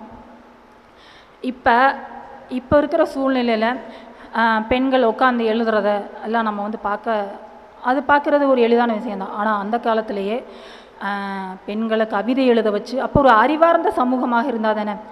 கல்வி அறிவுன்றது பரவலாக இருக்கணும்.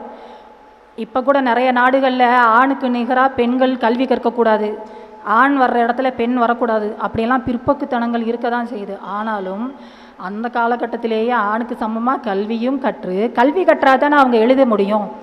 பெண்கள் எழுதியிருக்காங்கன்னு சொன்னால் கல்வி கற்றிருக்கணும். கல்வி கற்பதற்கு அவங்களுக்கு சமமான உரிமைகளை கொடுத்துருக்கணும் இல்லையா? ஏன் எதுக்கு நீ விட்டு வெளியே வரக்கூடாது? ஆனால் பாரதியாரே பெண்களை வந்து இந்த மாதிரி நசுக்கக்கூடிய ஒடுக்கக்கூடிய அங்கே ஏசுறாரு இல்லையா? வீட்டை விட்டு வரக்கூடாது அப்படின்னு சொல்லக்கூடிய நபர்களை திட்டுறாரு பாரதியார். அது இந்த காலத்தில் இப்போ வந்து அப்படி இருந்திருக்கு. இடைக்காலத்தில் அந்த மாதிரி இருந்திருக்கலாம். ஏன்னா குறிப்பிட்ட சில பதர்கள் பெண்களின் அவர்களது உரிமைகளை வழங்காமல், அவர்களுக்கான கல்வி உரிமை வழங்காமல் இருந்திருக்கலாம். ஆனால் சங்க காலம் அப்படி இல்லை, ஒருபோதும் இல்லை. சமமான உரிமை, அவர்கள் பாடுவதற்கு எழுதுவதற்கு வாய்ப்புகள் வழங்கப்பட்டிருந்தன என்பதைத்தான் அந்த புறப்பாடல்கள் நாம் அப்படிதான் பார்க்கிறோம். ஏனென்றால் இந்த புறப்பாடலில் ஔவையார் மட்டுமே பார்த்தீங்கன்னா மொத்தம் ஔவையார் மட்டும் 60 பாடல்கள் எழுதியிருக்காங்க. எல்லா பாடல்களையும் மொத்தமாக சேர்த்து 60 பாடல்கள் எழுதியிருக்கிறாங்க. ஔவையார்னு நம்ம அடிக்கடி ஏன் சொல்கிறோன்னா நிறைய எழுதியிருக்கிறாங்க. ஒருவேளை அவங்க எழுதின பாடல்கள் நிறைய கிடைச்சிருக்கலாம் நமக்கு, மற்றவங்க எழுதின பாடல்கள் கிடைக்காம போயிருக்கலாம். ஆனாலும் அவங்க நிறைய தங்களோட அனுபவங்களை அழகாக வந்து பார்த்திங்கன்னா அந்த குரலாக வந்து தங்களோட குரலாக முன்வைக்கிறாங்க. அவங்க இயல் இசை நாடகம் 3லேயுமே சிறப்பாக இருந்தாங்களாம். அப்படி இயல் இசை நாடகத்தில் சிறந்திருந்தவங்களை என்ன சொல்கிறாங்க அப்படின்னா முடுக்குறவை அப்படின்னு சொல்கிறாங்க. அந்த இயல் இசை நாடகத்தில் சிறந்த பெண்களை எப்படி வந்து இப்போ வந்து நம்ம ஒரு சினிமாவில் நடிக்கிறவங்களையோ அல்லது அது மாதிரி தொலைக்காட்சி தொடர்கள் நடிக்கிறவங்களையோ இல்லாட்டி திறமையான பல்வேறு திறமைகளை கொண்டவங்களையோ நம்ம எப்படி ஒரு வார்த்தை சொல்லுவோம், எழுத்தாளர், படைப்பாளி, அது மாதிரி முடுக்குறவை அப்படின்னு சொல்லி இந்த சொல் பார்த்தீங்கன்னா இளங்கோவடிகள் என்ன சொல்கிறாருன்னா சிலப்பதிகாரத்தில் கண்ணகியை சொல்கிறார். முடுக்குறவை அப்படின்ற வார்த்தையை வச்சு அவர் சொல்லியிருக்கிறார். அதாவது போர்க்களத்தில் கூட அரசனே நீ வந்து இந்த அரசனோட இப்போ போர் செய்யலாமா, இப்போ போகலாமா, இல்லாட்டி இப்போ போகாத அப்படின்னு அறிவுரை சொல்லக்கூடிய ஒரு குரலாக தைரியமாக ஆண்களுக்கு நிகராக வந்து இவங்களும் வந்து சொல்லியிருக்கிறாங்க. ஔவையார் சொல்லியிருக்கிறாங்க. இந்த மாதிரி சொல்லியிருக்கிறாங்கன்னு நம்ம புறப்பாடல்கள் வழியாக பார்க்குறோம். அதே மாதிரி சங்கப்பாடல்கள் ஐயா சொன்ன மாதிரி தான் மகன்களை தைரியமாக புறப்பாடல்களில் தைரியமாக வந்து தன்னோட மகனை நீ வந்து போருக்கு போ அப்படின்னு சொல்லக்கூடிய ஒரு தைரியசாலிகள் எத்தனை பேர் வந்து நம்ம அதோட தொடர்ச்சியை நம்ம பார்க்குறோம். ஏன்னா அதிகபட்சமாக பார்த்திங்கன்னா இந்திய இராணுவத்துக்கு அதிகபட்சமாக வீரர்கள் அனுப்பின மாநிலமாக தமிழ்நாடு கண்டிப்பாக இருக்குது. அதை மறக்க முடியுமா? இராணுவத்துக்கு போராசா இல்லையா, வழி அனுப்பி வைக்கிறாங்கல்ல. எத்தனை அவங்க அந்த வீர மரணம் அடைந்து வரும் பொழுது அந்த ஒரு தவிப்பு இருந்தாலும் நமது நாட்டிற்காக தனது உயிரை கொடுத்தான். அப்படிப்பட்ட ஒரு மனோநிலை தான் சங்க இலக்கிய தாய்மார்களுக்கும் இருந்தது. அப்படிப்பட்ட ஒரு குரலாக தான் சங்க இலக்கிய அந்த தாய் கதர்றா. ரொம்ப பார்த்தீங்கன்னா அவளை என்ன சொல்கிறாங்கன்னா மூதின் மகளிர், மரக்குடி மகளிர்லாம் சொல்கிறாங்க, வீரப்பெண்கள். அந்த வீரப்பெண், சிங்கப்பெண், அந்த சொல்லாடல்கள்லாம் எங்கேருந்து வந்துருச்சுன்னு நினச்சிங்க? சங்க இலக்கியத்தில் இருந்து தான். இப்போ நம்ம சொல்கிறோம் இல்லையா, வீர தமிழச்சி அப்படிலாம் சொல்கிறோம். சொல்லும்போது ஒரு பெருமை வருதுல்ல, வீர தமிழன் அப்படின்னு சொல்லும்போது அதெல்லாம் எங்கேருந்து வந்தது? நமது சங்க இலக்கியம் கொடுத்த ஒரு சான்றாண்மை மிக்க சொற்கள் தான் அவை என்பதை நாம் மறுக்க முடியாது. இந்த புறநானூற்று புலவர் ஏற்கனவே ஐயா அதை சொல்லிட்டாங்க. அதாவது தன்னோட போர்க்களத்தை போர்க்களத்தில் புறமுதுகிட்டு ஓடிட்டான்னு வச்சுக்கோங்களேன். அப்படி வந்துட்டான்னு அந்த அம்மா கேள்விப்பட்டா, ஒரு தாய் கேள்விப்படுறாங்க, என் மகன் புறமுதுகிட்டு உன் மகன் புறமுதுகிட்டு ஓடிட்டான், பயந்து யானை வருது, யானைக்கு எதிராக போராடாமல் வந்துட்டான் அப்படின்னா தன்னோட பால் குடித்த மார்பகங்களே நான் வெட்டிடுவேன்னு அந்த அம்மா சொல்கிறாங்க. வெட்ட தயாராக இருந்தாங்களாம். அப்படிப்பட்ட துணிச்சலான பெண்கள் எல்லாம் இருந்திருக்காங்க. அதே மாதிரி சரி, தன்னோட ஒரே மகன் காலங்கடந்து பிறந்திருப்பான். எத்தனையோ வயசான காலத்தில் எத்தனையோ தவம் இருந்து ஒரு மகனை பெற்று அப்படி பெற்ற மகனை போர்க்களத்துக்கு அனுப்பும் பொழுது அந்த போர்க்களத்தில் பார்த்திங்கன்னா அவன் வென்று வர்றது கூட அவங்களுக்கு அவ்வளோ மகிழ்ச்சி கிடையாது. நெஞ்சிலையும் அவன் நெஞ்சில் விழுப்புண் பட்டானா முதுகில் பட்டானா, அதை பார்த்த உடனே ஆஹா மகன் நெஞ்சில் விழுப்புண் பட்டு மார்பில் புண்பட்டு இறந்திருக்கிறான் என்று கேள்விப்படும் பொழுது மிக்க மகிழ்ச்சி அடைந்த ஒரு மகிழ்ச்சி குரல் எங்கே இருக்குன்னு பார்த்தா, எங்கே தன்னோட மகன் மார்பில் புண்பட்டு இறந்ததை ஒரு மகிழ்ச்சியாக கொண்டாடுறா ஒரு தாய். அது எப்படிப்பட்ட நெஞ்சுரம்! நிச்சயமாக ஒரு தாய்க்கு எந்த இதையும் அவள் எந்த ஒரு இழப்பையும் தாங்கிக் கொள்வாள். தன்னோட பிள்ளையை மட்டும் இறக்குறத அவளால் தாங்க முடியாது. ஆனால் நாட்டுக்காக போரிடும் பொழுது அப்போ விழுப்புண் நெஞ்சில் மார்பில் ஒரு வேலேந்தி அந்த மகன் செத்துட்டா அவளுக்கு அவ்வளோ மகிழ்ச்சியாக அதை நினச்சி. அப்போ எப்படிப்பட்ட ஒரு நெஞ்சுரம், மன உரம், தைரியம் கொண்ட ஊக்கம் என்பது நம்பிக்கை, தன்னம்பிக்கைன்னு கூட சொல்லலாம். வள்ளுவர் ஊக்கமுடைமையான ஒரு அதிகாரத்தை வச்சுருக்காரு. அது நான் என்ன சொல்வேன்னா தன்னம்பிக்கைன்னு தான் சொல்லுவேன். அந்த தன்னம்பிக்கைன்ற ஒரு சொல்லுக்கு இதுதான் ஊக்கம். தன்னம்பிக்கை கொண்டவங்களை எதுவுமே வீழ்த்தவே முடியாது. அப்படிப்பட்ட ஒரு மன உரம் கொண்ட அப்படிப்பட்ட குரலாக தான் அந்த புறநானூறில் அழகாக அந்த ஓக்கூர் மாசாத்தியார் அவங்களோட குரல் இங்கே கூட அழகாக அதை சிற்பமாக வடிச்சிருக்காங்க. அந்த பாடலை ரொம்ப அழகாக இங்கே அந்த காட்சிப்படுத்துதல் இங்கே இருக்குது. கண்டிப்பாக அதை பார்க்கும் பொழுது எப்படிப்பட்ட குரல், அந்த குரல் பார்த்திங்கன்னா நடுக்கமே இல்லை. ஆஹா என் மகன் இப்படி இறந்துட்டானே, இல்லை அவன் எங்கே விழுப்புண் பட்டு இறந்தான், முதுகுலையா நெஞ்சிலையா, அதுதான் அவளது கேள்வியாக இருக்குது. அடுத்து ஒரு அன்பின் குரலை பார்க்குறோம். அன்பின் குரல் அப்படின்னு சொல்லும் பொழுது அதாவது வீரம் மட்டும் இல்லை, வீரம்தான், காதலோட அடிப்படையும் வீரம்தான் அப்படின்னு நான் நினைக்கிறேன். அப்போ ஒரு அன்போட குரலாக கபிலர் எழுதிய கலித்தொகை பாடல், அதில் பார்த்தீங்கன்னா உங்களுக்கு நீங்கள் ஏற்கனவே அதை கேட்டு கூட இருக்கலாம் அந்த பாடல். ஆனால் எத்தனை தடவை அதை சொன்னால் கூட அதில் இருக்கக்கூடிய அந்த நாடகத்தன்மை, ஒரு இனிமையான சொற்கள், இதெல்லாம் அந்த ஒரு காதல் உணர்வை அந்த பார்வையாலேயே அவன் சொல்லிட்டு போகிறான் அந்த தலைவன். அதாவது இதுதான் ஸ்டோரி. ஒரு தலைவனும் தலைவியும் அவங்கள ரொம்ப நாளாகவே தெரியும், சின்ன வயசுலேருந்தே தெரியும், அந்த தோழியே தெரியும். இப்போ அவனுக்கு திடீர்னு அந்த தோழியை பார்க்கணுன்னு ஆசை. பார்க்கணுன்னா வீட்டுக்கு போனால் அவங்க அம்மாவும் இருக்காங்க தோழியோட. அதாவது தலைவி திருமணத்துக்கு முன்னாடி தோழின்னு தான் சொல்லணும் இல்லையா, திருமணம் முடித்தாதான் தலைவனும் தலைவி ஆவாங்க.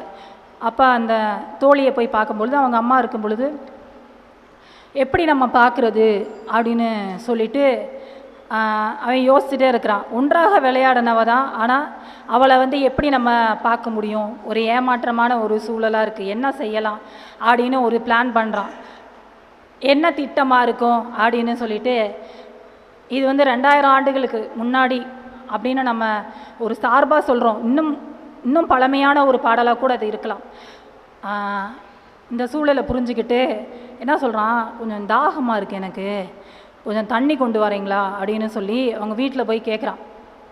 உடனே அவங்க அம்மா ஏற்கனவே தெரியும் அந்த தம்பியை, சரி வந்திருக்காரு போய் தண்ணி கொண்டு வந்து கொடு அப்படின்னு சொன்னோடனே அவங்க அம்மா அவட்ட தண்ணி கொண்டு வந்து கொடுத்து விட்றாங்க. அந்த தோழி தான் கொண்டு வந்து அவன்கிட்ட கொடுக்குறாங்க. மகள்கிட்ட கொண்டு வந்து மக வந்து கொடுக்குறா. அந்த தண்ணி கெட்டு வந்து இருந்தார் இல்லையா, அதாவது தன்னோட மன இதை வந்து காட்டணும், தன்னோட மன அன்பை வெளிப்படுத்தணும்னு வந்தார் இல்லையா, ஒரு என்ன சொல்கிறது, ஒரு வாலிபர். அவர்கிட்ட வந்து சரி தண்ணியை கொடுக்கணும்னு சொல்லி கொடுத்த உடனே என்ன பண்ணலாம், அவன் தண்ணி அந்த செம்பை வாங்கிக்கிட்டு அவளோட கையையும் சேர்த்து என்ன பண்ணுறான், கரங்களையும் பிடிச்சிடுறான். அந்த தோழி என்ன பண்ணுறாங்க, உடனே அந்த மகள் அம்மா அப்படின்னு சொல்லி பிடிச்ச உடனே கத்திடுறாங்க. அவங்க அம்மா பதறிக்கிட்டு வராங்க. இந்த பதறிட்டு வந்தோடனே பார்த்தீங்கன்னா, உன்னை எதுக்காக ஏன் கத்துற அப்படின்னு சொல்லி கேட்கும் பொழுது அவள் சொல்கிறா, விக்கல் வந்துருச்சுமா அவங்களுக்கு, தண்ணி கொடுத்தோம் இல்லையா, அது முன்னாடி விக்கல் வந்துருச்சு, தண்ணியை குடிக்க முன்னாடி, அதுக்காக தான் அவர் கத்திட்டாரு அப்படின்னு அந்த மகளானவள் அந்த சூழ்நிலையை வந்து அவள் இது பண்ணுறா. உடனே அதற்கு அந்த சிறுவன், அதாவது அந்த வாலிபன் இருக்கார் இல்லையா, அவர் வந்து தண்ணியை குடிச்சிக்கிட்டே பரவாயில்ல நம்மளை காப்பாற்றிட்டான்னு சொல்லி ஒரு லுக்கு விடுறாரு. அதை எவ்வளவு அழகாக தான் வந்து அதை மிக சிறப்பாக வந்து பார்த்திங்கன்னா வெளிப்படுத்தியிருக்காங்க. அந்த ஒரு சின்ன புன்னகை, அந்த புன்னகையில் அந்த கல்வன் மகன் வந்து ஒரு புன்னகை பூக்குறான்னு சொல்லி அந்த பாடலில் கபிலர் வந்து ரொம்ப அழகாக எழுதியிருக்கிறாரு அந்த பாடலை. அது எத்தனையோ காதல் காட்சிகளை நம்ம வந்து பார்த்தா கூட, நம்ம வாழ்க்கையில் நடந்திருந்தா கூட, எனக்கு இத்தனை ஆண்டுகளுக்கு முன்னாடி இப்படிப்பட்ட ஒரு உணர்ச்சியை வந்து சொல்லியிருக்காங்க அப்படின்னா அது ஒரு பெரிய ஒரு நாடகத்தன்மை வாய்ந்தது மட்டும் அல்ல அப்படின்னு சொல்ல முடியாது. ஒரு உயிரோட்டமுள்ள ஒன்றாக தான் வந்து அது இன்றும் அது வந்து கபிலரோட அந்த பாடல் பேசப்பட்டிருக்கு. எத்தனையோ ஆண்டுகளுக்கு தொடர்ச்சியாக இந்த வரலாறு இருக்குது. நம்ம ஏற்கனவே அதை பொற்காலம்னு நான் ஏற்கனவே சொன்ன மாதிரி தான். அப்படி எப்படி வந்து ஒரு அன்பை வந்து அதுங்க வெளிப்படுத்தும் பொழுது அந்த புன்னகையும் அந்த பார்வையும் அவன் வந்து வெளிப்படுத்துகிறான் அப்படின்றத வந்து ஒரு பாடல் வழியாக அழகாக வந்து கபிலர் சொல்லியிருக்கிறார். இதே போல் நாடாக ஒன்றோ, ஔவையாரது பாடல், நாடாக ஒன்றோ காடாக ஒன்றோ அவளாக ஒன்றோ மீசையாக ஒன்றோ எவ்வளி நல்லவர் ஆடவர் அவ்வளி நல்லை வாழிய நிலனை அப்படின்னு சொல்லி ஔவையாரது குறள். அதாவது நிலமே நாடாக ஒன்றோ, நீ நாடாக இருக்கலாம் அல்லது காடாகவும் இருக்கலாம். நிலம் அப்படின்றது எப்படி இருக்கும், ஒன்று தரையாக இருக்கும், இல்லாட்டி காடுகள் செடி மரங்கள் இருக்கல ஒரு காடாக இருக்கலாம், இல்லை ஒரு மேடாக இருக்கலாம், மேடு அல்லது ஒரு பள்ளமாக இருக்கலாம், அவளாக இருக்கலாம் அல்லது மிசையாக இருக்கலாம் அப்படின்னு சொல்கிறாங்க ஔவையார். சரி, நிலம் எப்படிப்பட்டது இருக்குது, ஏன் வந்து நிலத்தை சொல்லி நீ எல்லாம் இப்படி இருக்க, ஆனால் கடைசியில் என்ன சொல்கிறாங்க, எவ்வளி நல்லவர் ஆடவர் அவ்வளி நல்லை வாழிய நிலமே நீ வாழ்வாய். எப்போ வாழ்வாய், ஆடவர் நல்லவராக இருக்கும் பொழுது, ஆண்கள் நல்லவர்களாக இருக்கும் பொழுதே இந்த நிலம் வாழும், இந்த பூமி வாழும், இந்த பெண்கள் வாழ்வார்கள் என்பதன் அதன் ஒரு அச்சாரமாக தான் ஔவையார் அன்றை சொல்லியிருக்கிறார்கள். ஏன்னா நீங்களாம் நல்ல ஆடவர், அதை தான் அவங்க சொல்லியிருக்கிறாங்க. எங்கே போனாலும் ஆடவர்கள் நல்லவர்கள் என்பதை ஔவையார் அன்றே சொல்லி இருக்கிறார்கள். நீங்களாம் நல்லவங்க தானே, இல்லையா? ஆடவர் நல்லவர் இல்லையா? ஆமோதிக்கிறீர்கள். இறுதியில் கேள்வி கணைகளால் தொடுப்பீர்கள் என்று நினைக்கிறேன். அப்போ அந்த குறளானது அப்படி தான் வந்திருக்கு. அப்போ நிலத்தை மதிச்சாங்க. நிலம்தான் அவங்களுக்கு பெருசு, நிலமெனும் நல்லாள்னு சொல்கிறாங்க. நிலம் வந்து ஒரு பெண்ணாக உருவகிக்கிறோம் இல்லையா? காவேரியை பெண்ணாக சொல்கிறோம், வைகையை ஒரு பெண்ணுன்னு சொல்கிறோம், பூமி தாயின்னு சொல்கிறோம். அப்போ நிலத்தை ஒரு பெண்ணு தான். அந்த நிலமே நீ வாழ்வாய், பெண்ணே நீ வாழ்வாய். எப்போ ஆடவர் வந்து நல்லா இருக்கும் பொழுது நல்லவராக தான் இருக்காங்க அப்படின்றதான் ஔவையாரோட கூற்று. அப்படிப்பட்ட ஒரு குறளை தான் இங்கே பார்க்குறோம். அதே மாதிரி பெண் வந்து ஒரு பெரும் சக்தி இல்லையா? சக உயிர்கிட்ட ஒரு ஆதரவு காட்டுறா, அன்பு காட்டுறா, தியாக மனப்பான்மை இருக்குது. அதே மாதிரி சரி, இந்த பெண்களை மட்டும் நான் சொல்லிகிட்டே இருக்கேனே, இதுக்கெல்லாம் பாதி காரணம் யார் தான்? ஏன்னா சிவனே பாதி பார்வதியும் தன்னோட இடப்பாகத்தில் பெண்ணை தான் வச்சுருக்கிறாரு. தெய்வமே நமக்கு வழிகாட்டி இல்லையா? அப்போ சக உயிர்கிட்ட ஒருத்தி தியாகமாக இருக்கா, ஒரு பெண் வந்து ஆதரவு காட்டுறா, தாயாக இருக்கா, மனைவியாக இருக்கா, சகோதரியாக இருக்கா, இதுக்கெல்லாம் யார் காரணம்னா பெண்ணில் ஒரு பகுதி இருக்கக்கூடிய அந்த சிவன் தான். ஆண்கள் தான், நீங்கள் தான் எங்களை எல்லாம் தியாக செம்மல்களாக ஆதரவு காட்டக்கூடிய, அன்பு காட்டக்கூடிய ஒரு பெண்களாக எங்களை எல்லாம் நீங்கள் நிறுத்தியிருக்கிறீர்கள் என்றால் அதற்கு காரணம் ஆண்கள் தான் இல்லையா? அப்படிப்பட்ட ஒரு குறளாக தான் சங்க இலக்கியம் கூறுகிறது. எத்தனை வேடங்கள் எடுத்தாலும் அத்தனைக்கும் பின் அடிப்படையாய் அந்த பேஸ்மெண்ட்டுன்னு வாங்க இல்லையா, அது வந்து யார் அப்படின்னா ஆண்கள் தான். பெண்கள் இப்படியெல்லாம் இருக்காங்க அப்படின்னா பெண்கள் சிறந்திருக்கிறாங்க, போரில் சிறந்திருக்காங்க, அல்லது குடும்பத்தை நிர்வகிக்கிறாங்க, விருந்தோம்பலில் சிறந்திருக்காங்க, அரசன்ட்டையே வந்து அறிவுரை சொல்லக்கூடிய தன்மை உள்ளவங்களாக இருக்காங்க அப்படின்னா அதற்கெல்லாம் காரணம் ஒரு ஆண். அந்த ஆண் வந்து யாராகவும் இருக்கலாம், சகோதரனாக இருக்கலாம், கணவனாக இருக்கலாம், தோழனாக இருக்கலாம், யாராகவும் இருக்கலாம். பெண்ணை வந்து முன்னிறுத்தி பின்னாடி எந்த ஒரு பெண்ணின் வெற்றிக்கு பின்னாடியும் ஒரு ஆண் இருக்கிறான் என்பதுதான் உலகம் சொல்லாத ஒரு கதை. அதாவது எந்த ஒரு ஆணின் வெற்றிக்கு பின்னால் பெண் இருப்பாள் என்பது சொன்ன கதை, சொல்லாத கதை. ஆணின் வெற்றிக்கு பின்னாலும் ஒரு பெண் இருக்கிறாள். இதை தான் வந்து பெண்மை வாழ்கவென்று கூத்திடுவோமடா, பெண்மை வெல்கவென்று கூத்திடுவோமடா என்று பெருமிதத்தோடு சொன்னான் பாரதி. உச்சிதனை முகர்ந்தால் கருவம் ஓங்கி வளருதடி, மெச்சி உனை ஊரார் புகழ்ந்தால் மேனி சிலிர்க்குதடி. பெண்ணே உன்னை புகழ்ந்தால் எனக்கு மேலி சிலிர்க்குதுன்னு பாரதி சொன்னானே, அவன் எப்படிப்பட்ட ஒரு, ஏன்னா ஏன் அவன் அப்படின்னு அவர்னு சொல்லலை, ஏன்னா பெண்களை வந்து ஏற்றி சொன்னவங்க எல்லாரையுமே எங்களோட தோழன்களாக தான் நாங்கள் நினைக்கிறோம், அதனால் அவன்னு சொல்கிறேன் பாரதிய. அப்போ சங்க பெண்கள் எப்படியெல்லாம் கற்பு நெறியிலையும் வீரத்திலையும் காதல்லையும் விருந்தோம்பல். எப்பயுமே பார்த்தீங்கன்னா பெண் வந்து ஒரு இந்த சங்க பாடல்களில் இருக்கக்கூடிய பெண்களோட குரலெல்லாம் ஒரு பிரிவு குரல் தான். பிரிவை சொல்லக்கூடிய எஸ் ராமகிருஷ்ணன் ஐயா கூட சொல்லுவார், சங்க இலக்கியங்கள் எல்லாமே பிரிவை கொண்டாடக்கூடிய ஒரு பாடல்கள். பிரிவை கொண்டாடுனா, ஏன்னா அவன் அன்பை கொண்டாடுனா, அன்பையும் காதலையும் கொண்டாடினவன் தான் பிரிவை கொண்டாடுவான். இப்போ நம்ம என்னது என்னமோ சொல்கிறாங்களே, அது என்னது பிரேக்கப் ஆகிட்டதே செலிப்ரேஷன் பண்ணுறோம். ஏன்னா பிரிவை கொண்டாடி இருக்கான், அப்பயே பிரிஞ்சு போயிட்டா, பிரிவை பற்றி தான் அவன் அங்கே போயிட்டான் இங்கே போயிட்டான், அதை பற்றியெல்லாம் பிரிவின் நிமித்தமும் அப்படின்னே பார்த்தீங்கன்னா நமக்கு உரிப்பொருள் கருப்பொருளெல்லாம் இருக்குது. அப்படி கருப்பொருள் வச்சு தெய்வம் தொழிலெல்லாம் வச்சு உரிப்பொருள்கள்லாம் வச்சு பொழுதுகளெல்லாம் வச்சு அப்படிப்பட்ட ஒரு சமூகம் தான்.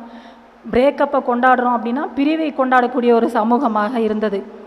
ஏன் பிரிவை கொண்டாடுறான் அப்படின்னா அவன் அன்பை கொண்டாடி இருக்கான், காதலை கொண்டாடி இருக்கான்.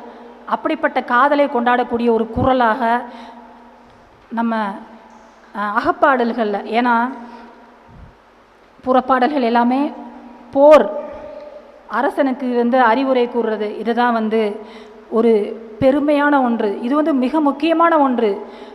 நம்ம வந்து பெண்களை முக்கியப்படுத்தி அவங்களுக்கு ஒரு அதிகாரம் கொடுத்து நம்ம அழகு பார்க்குறோம். ஆனால் அப்படிப்பட்ட ஒரு அழகுபடுத்துறது, ஆளுமை கொடுக்கறது எல்லாமே அப்பயே இருந்திருக்கு. அப்படிப்பட்ட ஆளுமை குரல்கள் வந்து ஒலிச்சிருக்கு, தமிழில் ஒலித்திருக்கு அப்படின்றது நம்மளுடைய சங்க பாடல்கள் சொல்லுது. ஏன் நம்ம சங்கப்பாடல் சொன்னோம்னா, சங்க இலக்கிய காட்சி கூடத்தில் சங்க இலக்கியங்களை பற்றி நம்ம வந்து பெண் குரலையும் இங்கே வந்து சொல்கிறதுனால தான் திரும்ப வந்து நான் இதை சொல்கிறேன். அதாவது செறிவும் நிறையும் செம்மையும் செய்யும் அறிவும் அருமையும் பெண்பால் என்ன அப்படின்னு சொல்லி எப்படி வந்து சமுதாயத்தில் ஒரு முக்கியமான இடத்துல வந்து பெண்கள் இருந்தாங்கன்றத அந்த புறநானூற்று பாடல் வந்து பார்த்திங்கன்னா மன்னிக்கவும் தொல்காப்பிய பாடல் வந்து அழகாக சொல்லுது. பெண் அறிவும் அருமையும் பெற்றவர்கள் பெண்கள் அப்படின்னு. அதாவது நடுநிலைமை, ஒரு புற சார்பு கிடையாது. நீ இப்போ ஒருத்தரை எனக்கு பிடிச்சிருக்குன்னா அவர் சார்பாக போகிறது, ஒருத்தவங்களை வந்து எனக்கு தெரியும்னா அவங்க சார்பாக முடிவெடுக்கிறது, அப்படி இல்லை. நடுநிலைமை, அந்த நடுநிலைமை பெண்கள்கிட்ட இருந்ததாக நம்ம பார்க்குறோம். அதாவது ஒரு முறை அதிகமான ஔவையாரும் வந்து நண்பர்கள் தான். அவங்க போருக்கு போகும்போதே அறிவுரையெல்லாம் சொல்லியிருக்கிறாங்க அதியமானுக்கு. ஆனால் ஒரு முறை பார்த்திங்கன்னா எத்திசை செல்லினம் அத்திசை சோரைன்னு சொல்லி ஔவையார் சொல்கிறாங்க. அதியமான்கிட்ட போய் பொருள் கேட்குறாங்க. அவர் ஏதோ காரணம் கொஞ்சம் காலம் தாழ்த்திறார். என்னாலும் ஒரு அரசருக்கு 1000 வேலைகள் இருந்திருக்கலாம். ஆனாலும் ஔவையாரை நம்பி ஒரு சமூகம் இருந்திருக்கு. அந்த ஔவையார்கிட்ட ஏதாவது கொடுத்தாதான் ஔவையார் அவங்கள சார்ந்திருக்கவங்களுக்கு கொடுத்துருக்க முடியும். அப்போ எத்திசை செல்லினும் அத்திசை சோரை அப்படின்னு சொல்லும்போது அந்த ஆளுமை குரல், தன்மானத்தின் குரலை வந்து நம்ம ஔவையார் வழியாக அந்த பாடல்கள் நமக்கு சொல்கிறத பார்க்குறோம். இதே மாதிரி பார்த்திங்கன்னா ஒவ்வொரு நெடுநல் வாடையில் கோப்பெருந்தேவி வந்து தன்னோட கணவன் வந்து போருக்கு போகும்போது ஒரு நல்ல அவங்கள அந்த பாடலில் சொல்கிறாரு. நெடுநல் வாடையில் நல்ல உடை கூட உடுத்தாமல் அவ்வளோ உடல் மெலிந்து நகை எதுவும் போடாமல் கணவனை போருக்கு போயிட்டானேன்னு நினச்சி வருத்தத்தோடு அப்படியே பார்த்துட்டே இருக்கிற மாதிரி. அப்போ அங்கே மேலே இருக்கக்கூடிய அந்த அந்த விட்டத்தை பார்க்குறா. மேல் பகுதி, அந்த தரைக்கு மேலே இருக்கக்கூடிய மேல் பகுதியை பார்க்குறா. படுத்திருக்கும்போது ஒரு இடத்துல போய் படுத்திருக்கிறா. பஞ்சனையில் படுத்துட்டு மேலே பார்க்கும்பொழுது அங்கே பார்த்தா நட்சத்திரமும் ரோஹிணி நட்சத்திரமும் சந்திரனும் அப்படியே ஒன்றா இருக்காங்க. இது மாதிரி நான் ஒன்றா இருக்க மாட்டேமா அப்படின்னு சொல்லி புலவர் அங்கே நெடுநல் வாடையில் எழுதுறார். இப்படி பிரிஞ்சு போயிட்டானே, இது மாதிரி நட்சத்திரமும் இந்த சந்திரனும் மாதிரி நான் வந்து இணைஞ்சிருக்க மாட்டோமா, அந்த பிரிவை அவளால் தாங்க முடியல. அதனால் பார்த்திங்கன்னா ஒரு நல்ல உடை கூட உடுத்தாமல் நகை கூட அணியாமல் இருந்திருக்கா அப்படின்ற அந்த ஒரு குரல், அது ஒரு பிரிவின் குரல் தான். அதாவது பெண்கள் எல்லாமே பார்த்திங்கன்னா பிரிவை வந்து கொஞ்சம் என்ன செய்வாங்க, அதில் வருத்தப்படத்தான் செய்வாங்க. அது யாராக இருந்தாலுமே வந்து இல்லையா, அந்த பிரிவு வந்து அவங்களால வந்து தாங்க முடியாது.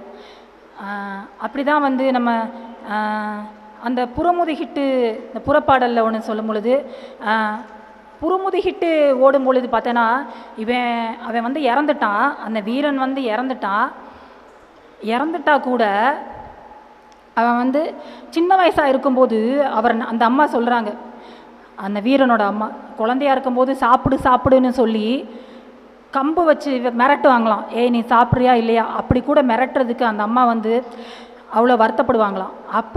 அப்படியெல்லாம் வளர்த்தனே. ஆனால் இப்போ வந்து என்ன செஞ்சுருக்கான், அந்த போரில் போய் நெஞ்சில் அம்பு பாஞ்சு அந்த ஒரு பெரிய இதுக்கு சக்கரத்துக்கிட்ட அவன் வந்து அப்படியே வீழ்ந்து கிடக்கிறான். அப்போ கூட அவன் என்ன நினைக்கிறா, அவன் மார்பிள் விழுப்புன்னு பட்டானா, எப்படியெல்லாம் வளர்த்தோம், ஒரு கோல் வச்சு கூட, அதாவது ஒரு குச்சி வச்சு கூட மிரட்டினது கிடையாது என் மகனை. ஆனால் அவன் வந்து அந்த போரில் சென்று விழுப்புண்பட்டு இறந்தப்ப சரி நாட்டுக்காக போய் இழந்தான் அப்படின்ற அந்த ஒரு பெருமிதம் குரல் தான் வந்து அந்த பெண்ணுக்கிட்ட இருந்துச்சு. எப்படி பிரிவை வந்து அவள் என்ன சொல்கிறாளோ அதே மாதிரி பெருமிதத்தையும் வந்து ஒரு மகனோட இழப்பின் வழியாக அந்த பெருமிதமாக தான் அதை வந்து அவள் கொண்டாடுறா. அதாவது ஒரு தலைவனோட பிரிவை அவளால் தாங்க முடியலை. ஆனால் தன்னோட மகன் நாட்டுக்காக சென்று அந்த குழந்தையாக இருக்கும்போது ஒரு குச்சி வச்சு கூட நான் மிரட்டலை, ஆனால் இப்போ அவன் இறந்துட்டான்றதை அவள் ஏற்றுக்கிறா. ஆனால் ஒரு தலைவன் பிரிந்து சென்றதை அவளால் ஏற்றுக்கிற முடியல அப்படின்ற ஒரு குரல் தான். அப்போ பார்த்தா ஒரு பெண் தாயாக இருக்கும்போது ஒரு வீரத்தின் குரலாக இருக்கக்கூடிய அந்த உணர்வு, அதே பெண் வந்து பார்த்திங்கன்னா தலைவனோட தலைவியாக மாறும் பொழுது அந்த காதல் உணர்வை அவளால் என்ன பண்ண முடியல, அந்த பிரிவை ஏற்றுக்க முடியலன்றது தான் சங்க இலக்கியத்தில் வந்து நம்ம இந்த ஒரு குரலாக வந்து காதலோட குரலாக அப்படி பார்க்குறோம். இதே மாதிரி பார்த்திங்கன்னா அதே மாதிரி நம்ம ஏற்கனவே சொன்னபடி அந்த ஔவையார் அதியமானோட நட்பு, அந்த நட்பை வந்து மிக அதிகமாக புறநானூரை ரொம்ப அதிகமாக சொல்லுது. அதை வந்து நான் இப்போ இங்கே வெளிப்படையாக நீங்கள் தாராளமாக நீங்கள் படிங்க. புறநானூரில் நீங்கள் தாராளமாக படிங்க, கண்டிப்பாக படிங்க. ஔவையாருக்கும் அதியமானுக்கும் இருக்கக்கூடிய நட்பு அவ்வளோ க்ளோஸாக இந்த மாதிரிலாம் இப்போ இத்தனை 3000 ஆண்டுகளுக்கு பின்னாடி ஆண் பெண் நட்பை வந்து கொண்டாடி அவங்கள வந்து சரி இந்த மாதிரி நட்பு கொள்ன்றதை நம்ம அங்கீகரிக்கிறோம். ஆனால் அப்பயே அந்த அங்கீகரித்தல் அப்படின்ற அந்த குரல் வந்து ஔவையார் வழியாக வெளிப்பட்டிருக்கு அப்படின்றது. அதே மாதிரி மனத்திடம் கொண்ட குரலாக, திருமணத்தின் போது மனத்திடம் கொண்ட குரலாக, கடமையாற்றக்கூடிய குரலாக, அதே மாதிரி அந்த தன்னோட புதல்வனை போருக்கு அனுப்பக்கூடிய அந்த தாயின் துணிச்சல், கெடுக சிந்தை கடித இவன் துணிவே அப்படின்னு சொல்லி மூதின் மகளிர் அவங்களோட வந்து ஒரு குரல், இவனோட சிந்தை வந்து கெட்டது. அதாவது எத்தனை தலைமுறை என்னோட அப்பா போனார், நான் என்னோட மகன், என்னோட தந்தை போனார், நாளைக்கு என்னோட மகன் போவர் எங்கே போர்க்களத்துக்கு. அப்படிப்பட்ட மன உரம் மரக்குடியில் பிறந்த பெண்களாக வந்து அவங்க இருந்தாங்க. அதே மாதிரி இவன் வந்து புறமுதுகிட்டு வந்தானா போரில், அவன் இருந்த வயிறவே நான் அறுத்துருவேன்னு சொல்கிறாங்க ஒரு அம்மா. இவன் புறமுதுகிட்டு போரில் வந்திருந்தா அவன் இருந்த வயிறே எனக்கு தேவையில்லை, அதவே நான் அறுத்தெறிவேன் அப்படின்ற ஒரு குரல் பார்க்குறோம். அதே மாதிரி காவல் பெண்டு, நான் 2 இதுவன்று சொல்லிட்டு முடிச்சிடுறேன். காவல், ஏன்னா சங்க இலக்கியம்ன்றது ஏறக்குறைய 3000 ஆண்டுகால ஒரு டெப்த்து ஆழம் கொண்டது. அதை 1 மணி நேரத்தில் சொல்வது என்றால் அது ரொம்ப கஷ்டம். இன்னொன்று என்னென்னா பெண்ணோட குரல் இருக்கு. உலகத்திலே ஆழமானதுன்னு பார்த்தீங்கன்னா பெண்கள் தான், பெண்ணோட மனசு, பெண்ணோட குரலும் அப்படி தான். அதை 1 மணி நேரத்தில் வந்து சொல்லணும்னா அதை தான் இங்கே நான் சொல்ல வர்றது என்னென்னா, பிரிவை கொண்டாடக்கூடிய ஒரு சமூகம். இப்போல்லாம் நம்ம வெளிநாட்டுக்கெல்லாம் போகிறாங்க பார்த்து, முன்னாடிலாம் அந்த ஒரு 10-20 வருஷம் முன்னாடியெல்லாம் பார்த்திங்கன்னா இந்த ரயில்வே ஸ்டேஷன்லலாம் இராணுவத்துக்கு போகிற அந்த பிள்ளைங்களெல்லாம் பார்க்கும்போது ஐயோ இப்படி பிரிஞ்சு போகிறாரே அப்படின்னு நினச்சி என்ன செய்வாங்க, வருத்தப்படுவாங்க. இல்லாட்டி எங்கேயாவது தொலைதூரம் போகிறாங்களா, ஏன்னா அப்போல்லாம் எந்த வசதியுமே இல்லை நம்மக்கிட்ட. அப்போல்லாம் செல்ஃபோனோ இல்லாட்டி முகம் பார்த்து பேசக்கூடிய எந்தவித கருவிகளும் கிடையாது.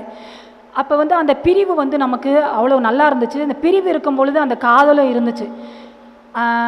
பிரிவை உணராத ஒரு சமூகமாக நம்ம இருக்கோம். எந்த ஊருக்கு போகிறியா, கனடா போகிறீங்களா, எந்த ஊருக்குனாலும் உலகில் எல்லா நாடுக்குனாலும் செல்லலாம், சந்தோஷத்தோடு வழி அனுப்பி வைக்கிறேன். ஏன்னா போன உடனே என்ன பண்ணிடலாம், நேருக்கு நேரம் முகம் பார்த்து பேசிடலாம், டாட்டா பாய் பாய் அப்படின்னு சொல்லி வழி அனுப்பி வச்சிடுறோம். அடுத்த நாளே பேசிடலாம், 1 மணி நேரத்துக்குள்ளாகவே பேசலாம். ட்ரெயினில் வழி அனுப்பி வைக்கிறோமா, அடுத்த நாளே பேசிடலாம். அல்லது பல்வேறு வழிகளில் தொடர்பு கொள்வதற்கான அப்படி எல்லாமே இருக்குது. அப்போ பிரிவை நம்ம வந்து என்ன செய்யலைங்க, பிரிவை நம்ம மறந்துட்டோம், பிரிவை கொண்டாடலை. ஆனால் பிரிவை கொண்டாடக்கூடிய சமூகமாக இருந்ததுனால தான் காதலையும் கொண்டாடினாங்க அப்படின்றது. இப்போ இந்த பிரிவு நமக்கு ஒரு பொருட்டாக இல்லாததுனால தான் சரி இந்த பொண்ணு வந்து நமக்கு சரியாகலையா, வேறு பொண்ணு நம்ம வேறு ஒரு தோழியை நம்ம பார்க்கலாம் அப்படின்றது தான். ஏன்னா இந்த பிரிவு வந்து நமக்கு அவ்வளோவா பாதிப்பு இல்லை அப்படின்றது தான். அப்படிப்பட்ட ஒரு மனோநிலைக்கு நம்மளை இந்த அறிவியல் யுகம் வந்து நம்மளை கடத்தியிருக்கு அப்படின்றது தான். அப்போ அந்த காலத்தில் பார்த்திங்கன்னா தனி குடுத்தனமெல்லாம் வச்சுருக்காங்க. அப்போ ஒரு பாடலில் மருதத்திணை பாடல், அதில் வந்து தனி குடுத்தனம் போகும் பொழுது ஐயோ அந்த தலைவனோட அம்மா சொல்கிறா, என் மக தனி குடுத்தனம் போயிட்டா, அவள் எப்படி சமைப்பாளோ என்ன செய்வாளோ அப்படின்னு ஒரு பரிதவிப்பு. அங்கே உடனே இந்த அம்மா சொல்லும் போது அந்த நற்றாய் சொல்கிறாங்க, அதாவது தலைவியோட அம்மாவோட தோழி அவங்க தான் நற்றாய். அவங்க சொல்கிறாங்க இரு நான் போய் பார்த்துட்டு வர்றேன், எதுக்கு பரிதவிக்கிறேன்னு சொல்லி போய் பார்க்குறாங்க. அங்கே போனால் அந்த அம்மா அழகாக வந்து மோர்க்குழம்பு, அதாவது தலைவனுக்கு மோர்க்குழம்பு செஞ்சு அவன் வந்து என்ன சொல்கிறான், அது இனிதுன்னு சொல்கிறானா, நீ மோர்க்குழம்பு செஞ்சுருக்க எனக்கு ரொம்ப நல்லா இருக்குது அப்படின்னு சொல்லி சந்தோஷத்தோடு அந்த குடும்பம் நடத்தக்கூடிய ஒரு குரல் அங்கே நம்ம அதை பார்க்குறோம். அந்த அம்மா வந்து பார்த்திங்கன்னா மோர்க்குழம்பு செய்யும்போது அவங்க உடம்பெல்லாம் அந்த மோரெல்லாம் தெரிச்சிருச்சு. இதெல்லாமே விவரணைகளாக சங்க இலக்கியத்தில் குறிக்கப்பட்டிருக்கு. அதெல்லாம் தெரிச்ச உடனே அதை கூட அந்த அம்மா என்ன பண்ணலையா, அதை தொடச்சிட்டு அப்படி விட்டாங்க. அதாவது என்னன்னா கணவனுக்கு அவனுக்கு பிடிச்ச மாதிரி உணவு செய்கிறது, அவனை நடத்துறது, அதுதான் வந்து அந்த மனைவிக்கு மிக முக்கியமாக இருந்திருக்கு. இப்பொழுதும் அப்படி தான். எல்லாம் வந்து பார்த்திங்கன்னா நம்ம காலையில் கிளம்பும்போது, அவசர கதியில் கிளம்பும்போது குழந்தைங்களை வந்து பள்ளிக்கு அனுப்புறதாகட்டும், கணவனை அனுப்புறதாகட்டும், தானும் கிளம்பி அலுவலகத்துக்கு ஓடக்கூடிய பெண்கள் இருக்குது. அவங்க என்ன செய்வாங்க, அவங்க மேலே இருக்கிறத அதெல்லாம் பார்க்க மாட்டாங்க. அவங்க கிளம்பும்போது அப்படியே கிளம்பிடுவாங்க. அதெல்லாம் அவங்களுக்கு இல்லை. அதெல்லாம் அந்த சங்க இலக்கியத்தோட தொடர்ச்சியாக தான் வந்து இந்த பாடல்கள் எல்லாமே மிக அழகுற, அதை ஒவ்வொரு நயமாக அதை படிக்கும் பொழுது அதை வந்து அந்த மோர் குழம்பு இனிமையாக இருக்குன்னு வேற அந்த அவர் தலைவர் சொல்கிறார். அந்த தலைவன் வந்து நீ இனிமையாக இருக்குது அப்படின்னு சொல்லும்போது உடனே போய் நற்றாய் வந்து தலைவியோட அம்மாட்ட போய் உன் மகன் நல்லா இருக்கா, நல்லா தனி கொடுத்தனம். அப்போ தனி குடும்பமாக செல்லுதல் அப்படின்ற ஒன்று, அப்படிப்பட்ட ஒரு அமைப்பும் வந்து அப்போ இருந்திருக்கு அப்படின்னு தெரிய வருது. இதே மாதிரி பார்த்திங்கன்னா அதாவது காபர்பெண்டோட சொன்னேன் இல்லையா, அதாவது புலி உன் மகன் எங்கேன்னு கேட்கும்போது காபர்பெண்டுன்னு ஒரு புலவர் அவங்க வீட்டுக்கு ஒருத்தர் வர்றாரு. உன் மகன் வந்து எங்கே இருக்கான்னு தெரியாது, யாண்டுள்ளனோ போர்க்களத்தானே, ஆனால் போர்க்களத்துக்கு வேணால் போயிருப்பான் அப்படின்னு சொல்கிறாங்க. அதாவது என்னென்னா அம்மாவுக்கும் மகனுக்கும் இருக்கக்கூடிய அந்த, நான் ரெண்டுதை மட்டும் சொல்கிறேன், அம்மாவுக்கும் மகனுக்கும் இருக்கக்கூடிய அந்த ஒரு அன்பு, அந்த அன்பின் குரல் எப்படி இருக்குது. அடுத்து ஒரு தந்தையை இழந்த பெண்கள், பாரி மகளிர், அவங்க தந்தையை இழந்து அற்றை திங்கள் வெண்ணிலவில் எந்தையும் கிடையாது, என்னோட குன்றும் கிடையாது, எங்களோட பரம்பு குன்று எல்லாமே நாங்கள் இழந்துட்டோம். அதாவது அப்பா அப்படின்றவங்க வந்து எப்படிப்பட்ட ஒன்று, தாங்கிட்ட வந்து எவ்வளோ பெரிய எத்தனையோ சரிவுக்கு பின்னாடி எத்தனையோ சரிவு இருந்தாலும் தன்னோட வாழ்க்கையில் அப்பான்றவங்க எத்தனையோ சரிவு பட்டிருக்கலாம், சரிவு சந்திச்சிருக்கலாம். ஆனால் எத்தனையோ சரிவு இருந்தாலும் சரிவிற்கு பிறகும் தைரியமாய் சிரித்து கொண்டிருக்கிற அப்பாவுக்கு நிகரான நம்பிக்கையூட்டும் புத்தகம் இப்பிரபஞ்சத்திலேயே இல்லை அப்படின்னு தான் வந்து நம்மளோட செயல்பாடுகள் காட்டுது. அதுக்கான மூதாதையத்த குரலை வந்து தான் அந்த பாரி மகளிரோட குரல். அவங்க எங்கே போனாலும் கபிலர் கூட்டிகிட்டே போகிறாரு அவங்களுக்கு ஒரு நல்ல வாழ்க்கை அமையணும்னு. ஆனாலும் அப்போ அவங்க சொல்கிறாங்க, எங்கள் அப்பாவை இருந்தாங்க, எங்களுக்கு ஒரு நாடு இருந்துச்சு. ஆனால் பாரியை வந்து வஞ்சிக்கப்பட்டு அவன் வந்து போரில் இறந்துடுறான். அப்படி இறந்த சூழ்நிலையில் அவங்களோட குரல், அந்த பாரி மகளிரோட குரல் வந்து எப்படி ஒரு தாயை இழந்த ஒரு தாய்க்கும் தாயான ஒரு தந்தை இழந்த அந்த பெண்களோட குரல். அது மாதிரி காபர்பெண்டு அவங்க என்ன சொல்கிறாங்க, என்னோட மகன் போர்க்களத்தில் இருப்பானே எங்கே இருப்பான்னு தெரியாது, ஏன்னா பெத்த உடனே அவ்வளவுதான், பிறந்த உடனே ஒரு மகனுக்கும் தாய்க்குமான அந்த தொடர்பு ஒரு குறிப்பிட்ட அந்த வாலிப வயதை நெருங்கும் பொழுது அங்கே ஒரு இடைவெளி ஆயிடுது. அவன் வந்து பெத்தா மட்டும் போதுமா, அல்லது பெத்த பிறகு தான் குழந்தையை பெற்று போருக்கு அனுப்பிய பிறகு அவன் எங்கே இருக்கான்னு தெரியல, ஏன் வந்து அந்த ஒரு அவன் எங்கே இருக்கான்னு தெரியல அப்படின்ற ஒரு சோகத்தோடு சொல்லக்கூடிய ஒரு தாயின் குரலை வந்து அவங்க காவற்பெண்டு வந்து முன்வைக்கிறாங்க. அப்போ அந்த தாய் அந்த புதல்வனை ஈன்றெடுத்த மற்றும் புதல்வனை பற்றிய செய்திகளை, அவன் எப்படி இருக்கான், அவனோட நடவடிக்கைகளெல்லாம் தெரிஞ்சுக்கணும்னு அந்த தாய் நினைக்கிறா. ஆனால் அவனுக்கு ஒரு இடைவெளி இருக்குது. அவன் வந்து இது வந்து அவன் இருந்த இடம்தான், இது அவன் வயிற்றில் தான் இருந்தான். அவன் இருந்து போன இடம் ஒரு புலி குகை தான். புலி குகையை விட்டு போயிட்டா அந்த குகைக்கு எதுவும் சிறப்பு இருக்கா? அது மாதிரி தான் என்னோட மகன் போர்க்களத்துக்கு போயிட்டான், அவன் எங்கே இருப்பான் என்னன்னு தெரியல எனக்கு அப்படின்னு ஒரு கவலையோடு சொல்லக்கூடிய ஒரு குரலை பார்க்குறோம். இப்படி தான் பார்த்திங்கன்னா சங்க இலக்கியங்களை அந்த 18 நூல்களும் ஒரு 18,000 வருடங்களை உள்ளடக்கிய ஒரு மிகப்பெரிய அறிவு பெட்டகம், கலை பெட்டகம், அப்படிப்பட்ட கால கண்ணாடியாக கருவூலமாக நமக்கு கைக்கு வந்திருக்கிறது. கண்டிப்பாக நீங்கள் மதுரைக்கு சிறப்பு சேர்க்கக்கூடிய பல்வேறு கட்டிடங்கள், பல்வேறு நிகழ்வுகள் நடந்து கொண்டே இருக்கின்றன. கலைஞர் நூற்றாண்டு நூலகத்தில் இந்த சங்க இலக்கியங்களுக்கான தனியாக ஒரு பிரிவு, அவ்வளவு புத்தகங்கள் அதற்கான உரையோடு கொடுக்கப்பட்டிருக்கிறது. கண்டிப்பாக நீங்கள் படியுங்கள். 10 பாட்டு ஆய்வு செஞ்ச ஐயா அவங்க வந்து ராசமாணிக்கனார் ஐயா அவங்களோட இதெல்லாம் பார்க்கும் பொழுது அவ்வளவு சிறப்பாக எப்படி இந்த 10 பாட்டு நூலையும் அவ்வளவு அழகாக ஆய்வு பண்ணி அதை வெளியிட்டிருக்காரு. அவரை வெளியிட்டு பார்த்தா ஏறக்குறைய ஒரு 70-80 ஆண்டுகள் ஆயிடுச்சு. ஆனால் நம்ம இன்னும் இப்போ தான் நம்ம அதை படிச்சிருக்கோமா அப்படின்னா இல்லை.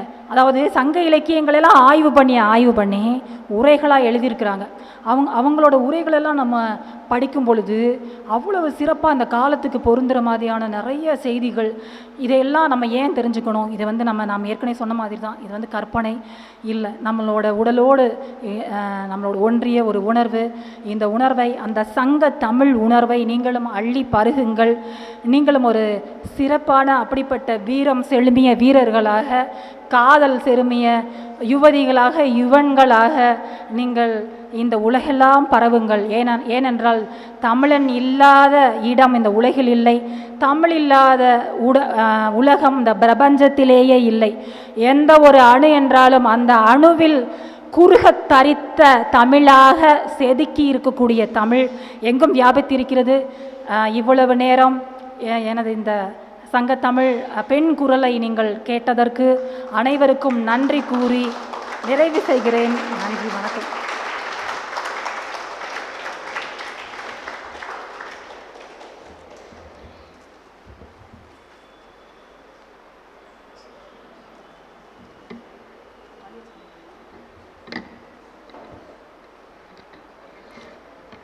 நன்றி அம்மா. மிக அருமையான உரை. உலகிலேயே பெண்களை மதித்த சமூகம் தமிழ் சமூகம் என்பதையும், பெண்மையை போற்றும் சமூகமாக தமிழ் சமூகம் இருந்ததையும் குறிப்பிட்டார். தமிழ் மொழியை மட்டும் நாம் ஏன் கொண்டாடுகிறோம் என்பதற்கான விளக்கத்தையும் குறிப்பிட்டார். பண்பாடும் கலாச்சாரமும் பொருந்திய நூலாக சங்க இலக்கியம் இருந்ததையும், இயற்கையை வணங்குகின்ற சமூகமாக நம்ம தமிழ் சமூகம் இருந்ததையும் குறிப்பிட்டார். சங்க இலக்கியம் என்பது ஒரு கருவூலம், ஒரு காட்சி பெட்டகம். யாதும் ஊரே யாவரும் கேளீர் என்ற கணியன் பூங்குன்றனாரின் பொறுமைப்பட்ட சமூகமாக தமிழ் சமூகமாக இருந்துள்ளது என்பதையும் குறிப்பிட்டார். தொற்காப்பியத்திற்கு முன்னதாக இலக்கியங்கள் இருந்திருக்கிறோம் என்ற ஒரு செய்தியையும் இங்கு பதிவு செய்தார். பெண் குரலின் தேவை என்பது அன்றைய காலகட்டத்தில் மிக அதிகமாகவே இருந்துள்ளது. பெண்களுக்கு சம உரிமை வழங்கப்பட்டிருக்கின்றது. 3000 ஆண்டுகளுக்கு முன்னர் பெண்பார் புலவர்கள் 41 பேர் இருந்திருக்கின்றனர் என்பதையும், ஆண்கள் இப்பெண்களை எழுத வைத்து அழகு பார்த்துள்ளனர் என்பதையும் இங்கு குறிப்பிட்டார். பெண்களின் கருத்தை அக்கால ஆண்கள் காது கொடுத்து கேட்டுள்ளனர் என்பதையும் இங்கு தெரிவித்தார். 473 பெண்பார் புலவர்கள் சங்க இலக்கிய பாடல்களை பாடியுள்ளனர். 2300க்கும் மேற்பட்ட பாடல்கள் சங்க இலக்கியத்தில் இடம்பெற்றுள்ளன என்ற விளக்கத்தையும் குறிப்பிட்டார். பெண் குரல் ஒரு மரியாதையான குரலாக சங்க இலக்கியத்தில் அமைந்திருக்கின்றது. கடமை உணர்வு மிக்க பெண்களை சங்க இலக்கியத்தில் அதிகமாக காணப்பட்டுள்ளனர்.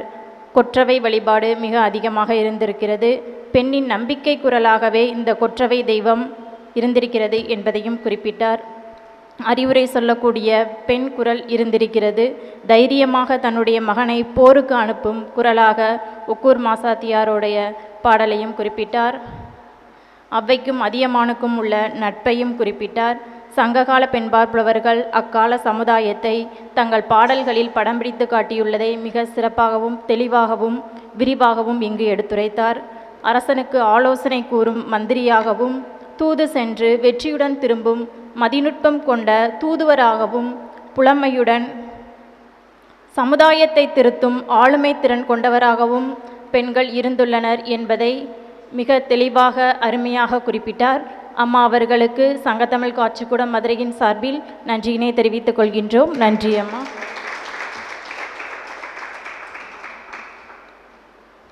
அம்மாவின் உரையின் மீது ஏதாவது வினாக்கள் இருந்தால் மாணவர்கள் கேட்கலாம். கேளுங்க. எந்திரிச்சு.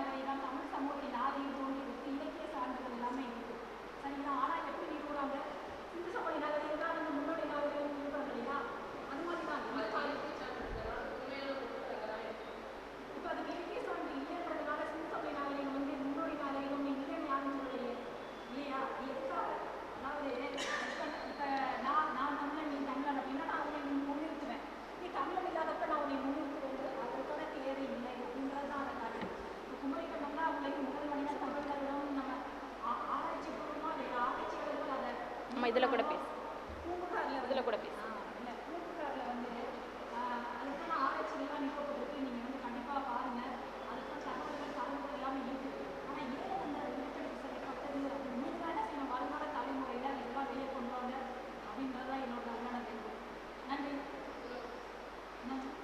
இன்னொரு கேள்வி.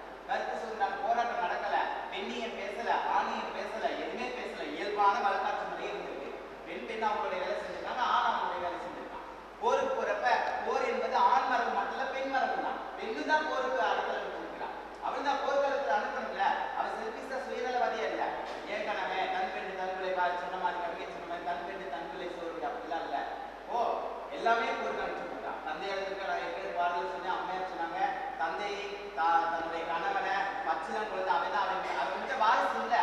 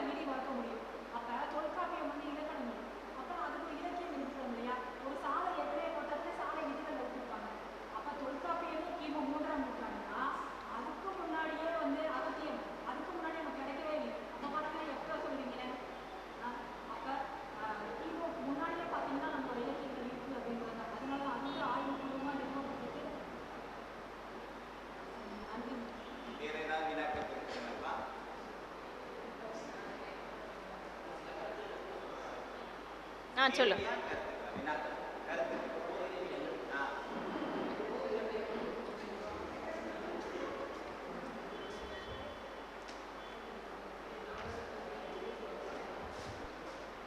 முச்சங்கம் கூட்டி முதுபுலவர் தமைக்கூட்டி அச்சங்கத்துள்ளே அருள்புரிய பொருள் கூட்டிய தமிழுக்கும் தமிழ் அமைக்கும் எனது முதற்க வணக்கங்கள். அம்மா அவர்கள் குறிப்பிட்டார்கள், சங்க இலக்கியங்கத்தில் பெண்பார் புலவர்களுக்கென்று ஒரு தனி இடம் உண்டு என்று கூறினார்கள். நான் உள்ளே வந்தவுடனே கவனித்தேன், ஒவ்வொரு ஓவியங்களும் ஒவ்வொரு இலக்கிய சான்றுகளை பெறுகின்றன. நான் சுந்தரபாண்டியன், இளங்கலை தமிழ் 1ஆம் ஆண்டு. வந்தவுடனே உக்குர் மாசத்தி அவர்கள் புறநானூற்று பாடலில் 279வது பாடலில் கூறியிருப்பார், தன்னுடைய மகனை போருக்கு அனுப்பிய காட்சி. எப்படி ஒரே மகன் சிறு பையனை போருக்கு அனுப்புகிறாள். போருக்கு அனுப்பிய இடத்தில் தன்னுடைய மகன் முதுகில் புறமுதுகில் அம்பை வாங்கி இறந்து விட்டான் என்று ஒரு தூது சொல்கிறான். அதை கேட்டவுடனே அவள் கூறினாளாம், குடிசைதான் ஒரு உரத்தில் கூறிய வேள் வாழ் வரிசையாக அமைந்திருக்கும், வையத்தை முடிப்பதற்கும் வெண்பகை முடிப்பதற்கும் வடித்து வைத்த படைக்கலம் போல் மின்னும் மிளிரும். என் மகன் வீரனா இறந்தான். பார்த்திருக்கிறாள். புனங்களை புரட்டி பார்க்கும் பொழுது நெஞ்சில் அம்பை வாங்கி இறந்திருக்கிறான். அடடா, கருத்தெரிய பொய் சொன்ன கயவன் எங்கே, வாழ் இங்கே, அவன் நாக்கெங்கே என்றாளாம். இத்தகைய பெண்களை போற்றி மதிக்குகின்ற சமூகம் நம்முடைய தமிழ் சமூகம். அவைக்கு நெல்லிக்கனியை கொடுத்தான் அதியமான். அந்த நெல்லிக்கனியை சாப்பிட்டால் ஆயுள் நீடிக்குமாம். நான் வாழ்வது எனக்கு பெருமை அல்ல, அந்த நெல்லிக்கனியை உண்டுகின்ற நீங்கள் வாழ்ந்தால் தமிழும் வாழும் என்ற நெல்லிக்கனியை அவ்வைக்கு பரிசளித்தானாம் அதியமான். அந்த புகைப்படத்தை பார்த்திருக்கிறீர்களா? அந்த ஓவியத்தை. அந்த ஓவியத்தில் போருக்கு செல்வதற்கு முன் பெண்களிடம்தான் வெற்றி திலகத்தை இட்டு வெற்றியுடன் வான்மகனே என்று பெண்களிடம்தான் ஆசீர்வாதத்தை பெற்று வருகிறார். முரகை கொண்டு புலியை விரட்டி அடித்திருக்கிறாள். இத்தகைய தமிழ் பெருமைகளை கொண்டது நம்முடைய தமிழ் சமுதாயம். அத்தகைய தமிழ் சமுதாயத்தை நாம் போற்றி பாதுகாக்க வேண்டுவது நம்முடைய தலையாய கடமை. ஆனால் இன்றைய இருக்கின்ற இளைய சமுதாயத்திற்கு நான் கூறுவது என்னவென்றால், இந்த சங்க இலக்கிய சான்றுகள் எல்லாம் நாம் தெரிந்து வைத்துக் கொண்டு என்ன செய்ய போகிறோம்? சங்க இலக்கிய சான்றுகள் பெண்மை போற்றுகின்றன, நம்முடைய மரபு அது. ஆனால் இன்று நடப்பையுடன் நம்முடைய வாழ்க்கையை ஒப்பிட்டு பார்க்க வேண்டிய ஒரு கடமைக்கு நாம் தள்ளப்பட்டிருக்கிறோம். பிரேசில் நாட்டில் பெர்னாட்ரா என்ற ஒரு பெண் உலகை சுற்றி வருகிறாள். 62 நாடுகள் பாதுகாப்பாக சென்று கொண்டிருக்கலாலாம். இந்தியா வந்தவுடன் 7 அயோக்கிய நாய்களால் பாலியல் பலாத்காரம் செய்யப்பட்டிருக்கிறாள் என்றால் நம்முடைய மரபு எங்கே? பெண்மையை போற்றுவோம் என்று கூறிய நம்முடைய மரபுகளை நாம் ஒரு இழுக்கு ஏற்படுத்தி விட்டோம் என்றுதான் கூற வேண்டும். அதற்காகத்தான் இத்தகைய ஒரு அமைப்பு சொற்பொழிவு அமைக்கப்பட்டிருக்கிறதுக்கு. பெண்களுக்கு மதிப்பை கொடுங்கள். உடன் நம்மை பெற்றவளும் பெண், உடன் பிறந்தவளும் பெண். அந்த 3 நாட்கள் என்று நான் ஒரு கவிதை ஒன்று எழுதியிருப்பேன். பெண்கள் அந்த மாதத்தில் 3 நாட்கள் கோவிலுக்கு நுழையக்கூடாதாம். நாம் பெண் தெய்வத்தையே வைத்து வழிபட்டு இருக்கிறோமே, அந்த 3 நாட்கள் அந்த பெண் தெய்வத்தை எப்படி நீ ஒதுக்கி வைப்பா என்று நான் எழுதியிருந்தேன். பெண்ணை மதிக்க நாம் கற்றுக்கொள்ள வேண்டும். அதுதான் நம்முடைய தலையாய கடமை. பெண்மையை போற்றுவோம் என்று ஒரு கவிதை எழுதியிருப்பேன். சிலர் முகம் சிரிப்புடன், சிலர் முகம் வெறுப்புடன் பெண்ணென பிறந்தாள். பருவத்தை அடைந்து பயம் கற்றுக்கொண்டு பள்ளியில் அவள் மலர்ந்தாள். மாதத்தில் 3 நாட்கள் வேதத்திலும் இல்லாத வேதனை தான் ஏழுவார். தாழி ஏற தலை குனிந்து தாரமாக போனவளே, உன் தலை நிமிர வழி உள்ளதா? தாம் பெற்ற பிள்ளைகளுக்கு தன் வாழ்வை அர்ப்பணித்து தாய்மை என நினைத்திடுவாள்.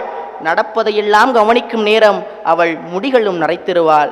தனக்கான வாழ்க்கையை பிறருக்காக வாழவா பிறப்புங்கு நீ எடுத்தாய்? உனக்கான வாழ்க்கையை உன் இஷ்டம் போல் வாழ்ந்து பண்பாடு நீ போற்றுவாய். பெண்ணின்றி வேறில்லை, பெண்ணுக்கு நேரில்லை. அந்த 3 நாட்கள் அன்று பெண்ணடிமை பேசும் ஊருக்கு பெரியோரே, உங்கள் அடிமை சாசனத்தில் தாய்மைக்கு மட்டும் விளக்கா? தாய்மைக்கு விளக்கென்றால் தீட்டிற்கும் விளக்க வேண்டும். ஏனெனில் தீட்டின்றி தாய்மை இல்லை, தாய்மையின்றி இப்புவியே இல்லை. பெண்மை போற்ற மதிக்க நாம் கற்றுக்கொள்ள வேண்டும். பெண்களுக்கு பாதுகாப்பை கொடுக்க வேண்டும் என்ற ஒரு மைய கருத்தை இங்கு கூடிவிட்டு வாய்ப்பளித்தமைக்கும் வாய்மொழி கட்டமைக்கும் நன்றி பாராட்டி விடைபெறுகிறேன்.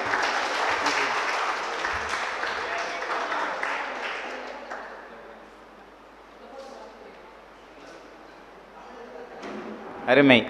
அதாவது இதுதான் ஒரு அமர்வு என்பது ஒருத்தர் மட்டும் பேசிட்டு நம்மெல்லாம் செவிக்கு விருந்த வாங்கிட்டு போகிறது மட்டும் இல்லாமல் இருவரும் உரையாடுதல். இது வந்து கருத்து பகிர்வு தான் தவிர கருத்து மோதல் கிடையாது. அருமையான தலைப்பு, சங்க இலக்கியத்து சங்க பாடல்களில் சுட்டும் பெண் குரல். இந்த அருமையான தலைப்பில் நல்லது ஒரு அருமையான உரையை நிகழ்த்தினார்கள். மகளிர் தினம் இன்னைக்கு கொண்டாடப்பட்டாலும் 5000 ஆண்டுகளுக்கு முன்னாடியே சங்க இலக்கியத்தில் கொண்டாடி இருக்கிறாங்க. சம உரிமை, தொகுத்து அழகாக வழங்கினாங்க அந்த செய்திகள் அழகாக. போரில் பெண்ணுடைய பங்களிப்பு, பெண் படும் பிரிவு, அந்த பிரிவு துயரம் அதை கொண்டாடினாங்கன்னு சொல்லலை. அது உண்மையிலே அது எப்படி பார்க்கணுன்னா, அந்த பெண் அந்த பிரிவை தாங்க முடியாமல் அவள் தவிக்கக்கூடிய அந்த துடிப்பும் அந்த துள்ளலும் தோழிப்படக்கூடிய துயரமும் அருமையாக அந்த சங்க இலக்கிய பாடலை சொல்லியிருப்பாங்க. அது மட்டும் இல்லாமல் அந்த பெண்ணுக்கு பின்னாடி ஒரு ஆண், அது நம்ம மேடையில் பேசிகிட்டு இருக்கோம். பெண்ணுக்கு பின்னாடி ஆண் கண்டிப்பாக கிடையாது. எந்த ஒரு பெண்ணுக்கும் பின்னாடி ஆண் அல்ல. அது மேடை பேச்சுக்காக நம்ம பேசிகிட்டு இருக்கோம். எல்லா பெண்களுக்கும் உள்ளே இருக்கக்கூடிய அந்த ஆளுமை தான், அந்த ஆளுமை தான் வந்து அந்த பெண்ணை வந்து அடையாளப்படுத்துகிறதே தவிர ஒரு ஆண் இல்லை. என்னைக்கு இந்த ஆண் சமுதாயம் பெண் ஆண் என்ற பெண்ணும் சரி ஆணும் சரி தூக்கி எறிஞ்சிட்டு அவர்களுடைய ஆளுமைகளை பதிவு செய்கிறார்களோ அன்றைக்கு தான் வெற்றி என்பதை சங்க இலக்கியம் நமக்கு பதிவு செய்கிறது, முன் உதாரணமாக திகழ்கிறது. அது மட்டும் இல்லை, இருபாலருடைய நட்பு. அன்றைய காலத்திலே வந்து இருபால், இன்னைக்கு பையன் பொண்ணு நின்று பேசியிருந்தாலே தவறாக பார்க்கக்கூடிய சமூகத்தில் நம்ம வாழ்ந்து கொண்டிருந்தாலும் அன்றைய காலத்திலே இருபாலருடைய நட்பு மிக அழகாக பதிவு செய்யப்பட்டுள்ளிருக்கிறது. இல்லறத்துடைய மாண்பு அருமையா அந்த கதையை சொன்னாங்க, நிகழ்வு சொன்னாங்க. கதையல்ல, அது வாழ்ந்த வாழ்வியல். முளிதை பிசந்த காந்தல் மெல்விரட்டல் உண்டலின் மகிழ்ந்தண்டு உண்டலை. அழகான அந்த முளிதை பிச செங்காந்தல் மலரை போல கைகளை கொண்ட விரல்களை கொண்ட அந்த பெண் வந்து தயிரை உடைத்து குழம்பு, அந்த மோர் குழம்பு செய்கிறான். அந்த சாப்பாடை சாப்பிட்ட அந்த தலைவன் சொல்றான், 25 ஆண்டுகள் சமைத்து ஊட்டி விட்டு அந்த தாயோடைய சாப்பாடை தம்மியாக்கிட்டு கீழே தூக்கிட்டு என்னுடைய தலைவி என்னுடைய மனைவி செய்த உணவு அதை காட்டிலும் மேலானது என்று சொல்லக்கூடிய அளவிற்கு அவள் அதான் இல்லற மாண்பு. ஒருவர் மட்டும் வந்து விட்டு கொடுப்பதல்லப்பா, ஒருவர் மட்டும் பேசுவதல்லப்பா, ஒருவர் மட்டும் புகழ்வது, இருவரையுமே இணைந்து அந்த இல்லறத்தை நல்லறமாக நடத்தி கொள்ளக்கூடிய அந்த வாழ்வியல். அந்த ஒரு பாடல் பெரிய ஒரு உளவியலை சொல்கிறது. அந்த தலைவிக்கு சமைக்க தெரியாது, இருந்த பொழுதிலும் தன் தலைவன் நம்மை நம்பி வந்து விட்டான், அவனை வந்து வயிற்றை நிரப்ப வேண்டும் என்பதற்காக தெரியாத உணவை கூட அந்த அடுப்பாங்கனையில் சமைக்கின்றா. உடம்பெல்லாம் கறி, உடம்பெல்லாம் அந்த வேர்த்து விழுக்கிறது, களைஞ்சிருச்சு. சமைச்சு வச்ச சாப்பாடை பார்க்குறான், தலைவன் பார்க்குறான், அது நல்லா இல்லைன்னு இல்லாமல் இருந்தாலும் பரவாயில்ல.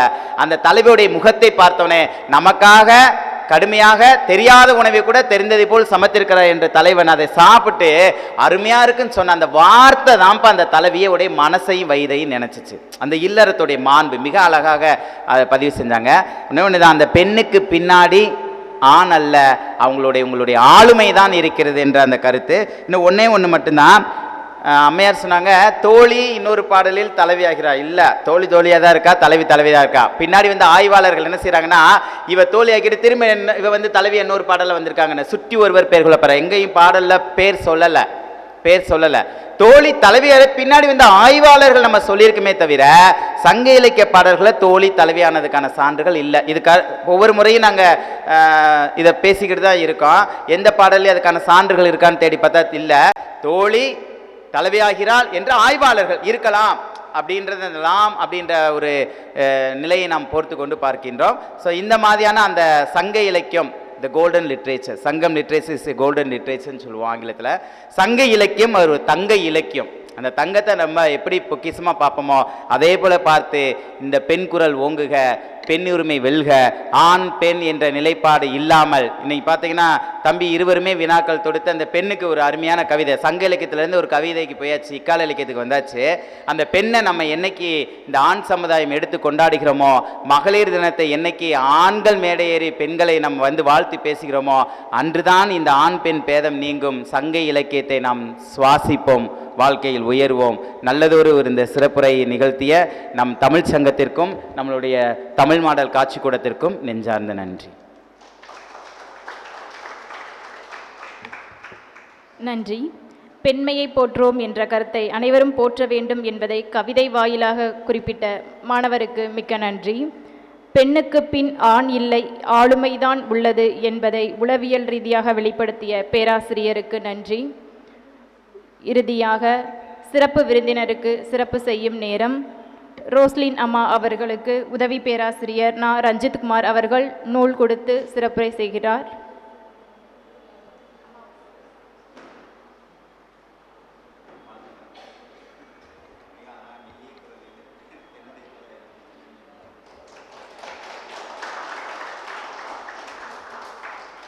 ஹைக்கூ கவிஞர் ரவி ஐயா அவர்கள் ரோஸ்லின் அம்மா அவர்களுக்கு நூல் கொடுத்து சிறப்பு செய்கின்றார்.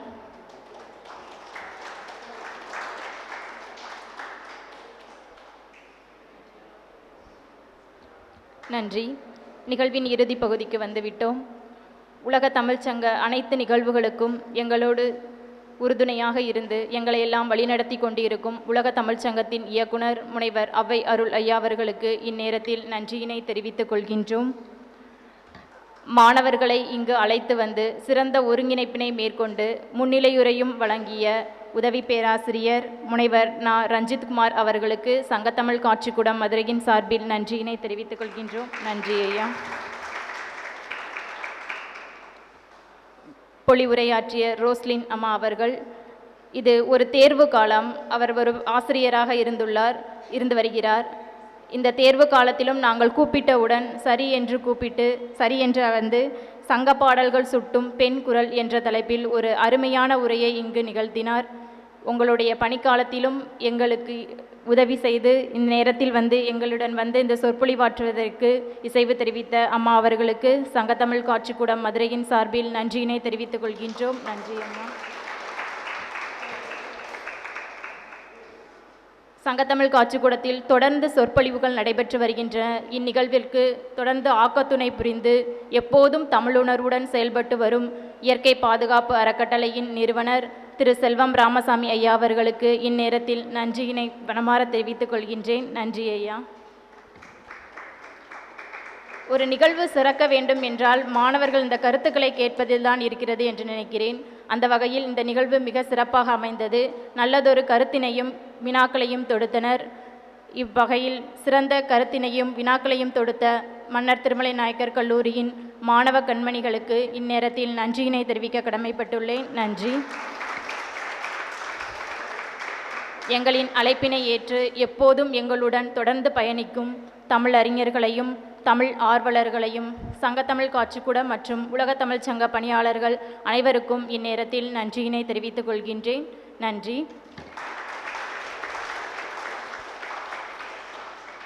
எங்களுடைய நிகழ்வுகளுக்கு தொடர்ந்து புகைப்படம் எடுத்துக் கொடுக்கிறார் ஐயா அவர்கள், சுந்தரகிருஷ்ணன் ஐயா அவர்கள். உங்களுக்கும் தமிழ் தொடர்பான அனைத்து நிகழ்வுகளுக்கும் ஐயா அவர்கள் புகைப்படம் எடுத்துக்கொள்வார் இலவசமாக. நீங்களும் நேரத்தில் பயன்படுத்திக் கொள்ளலாம். ஐயா அவர்களுக்கும் இந்நேரத்தில் நன்றியினை தெரிவித்துக் கொள்கின்றேன். நன்றி ஐயா. நாட்டுப்பண்.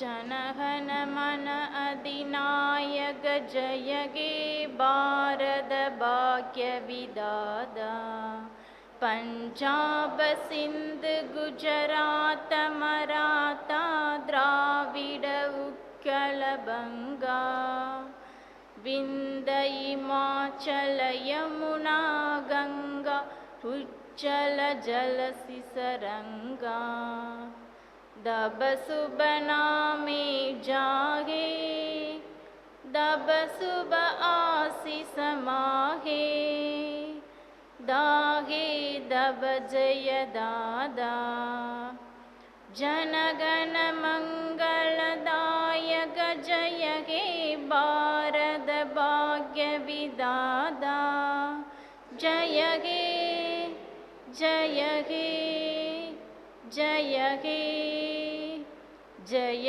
जय जय जय हे. நன்றி.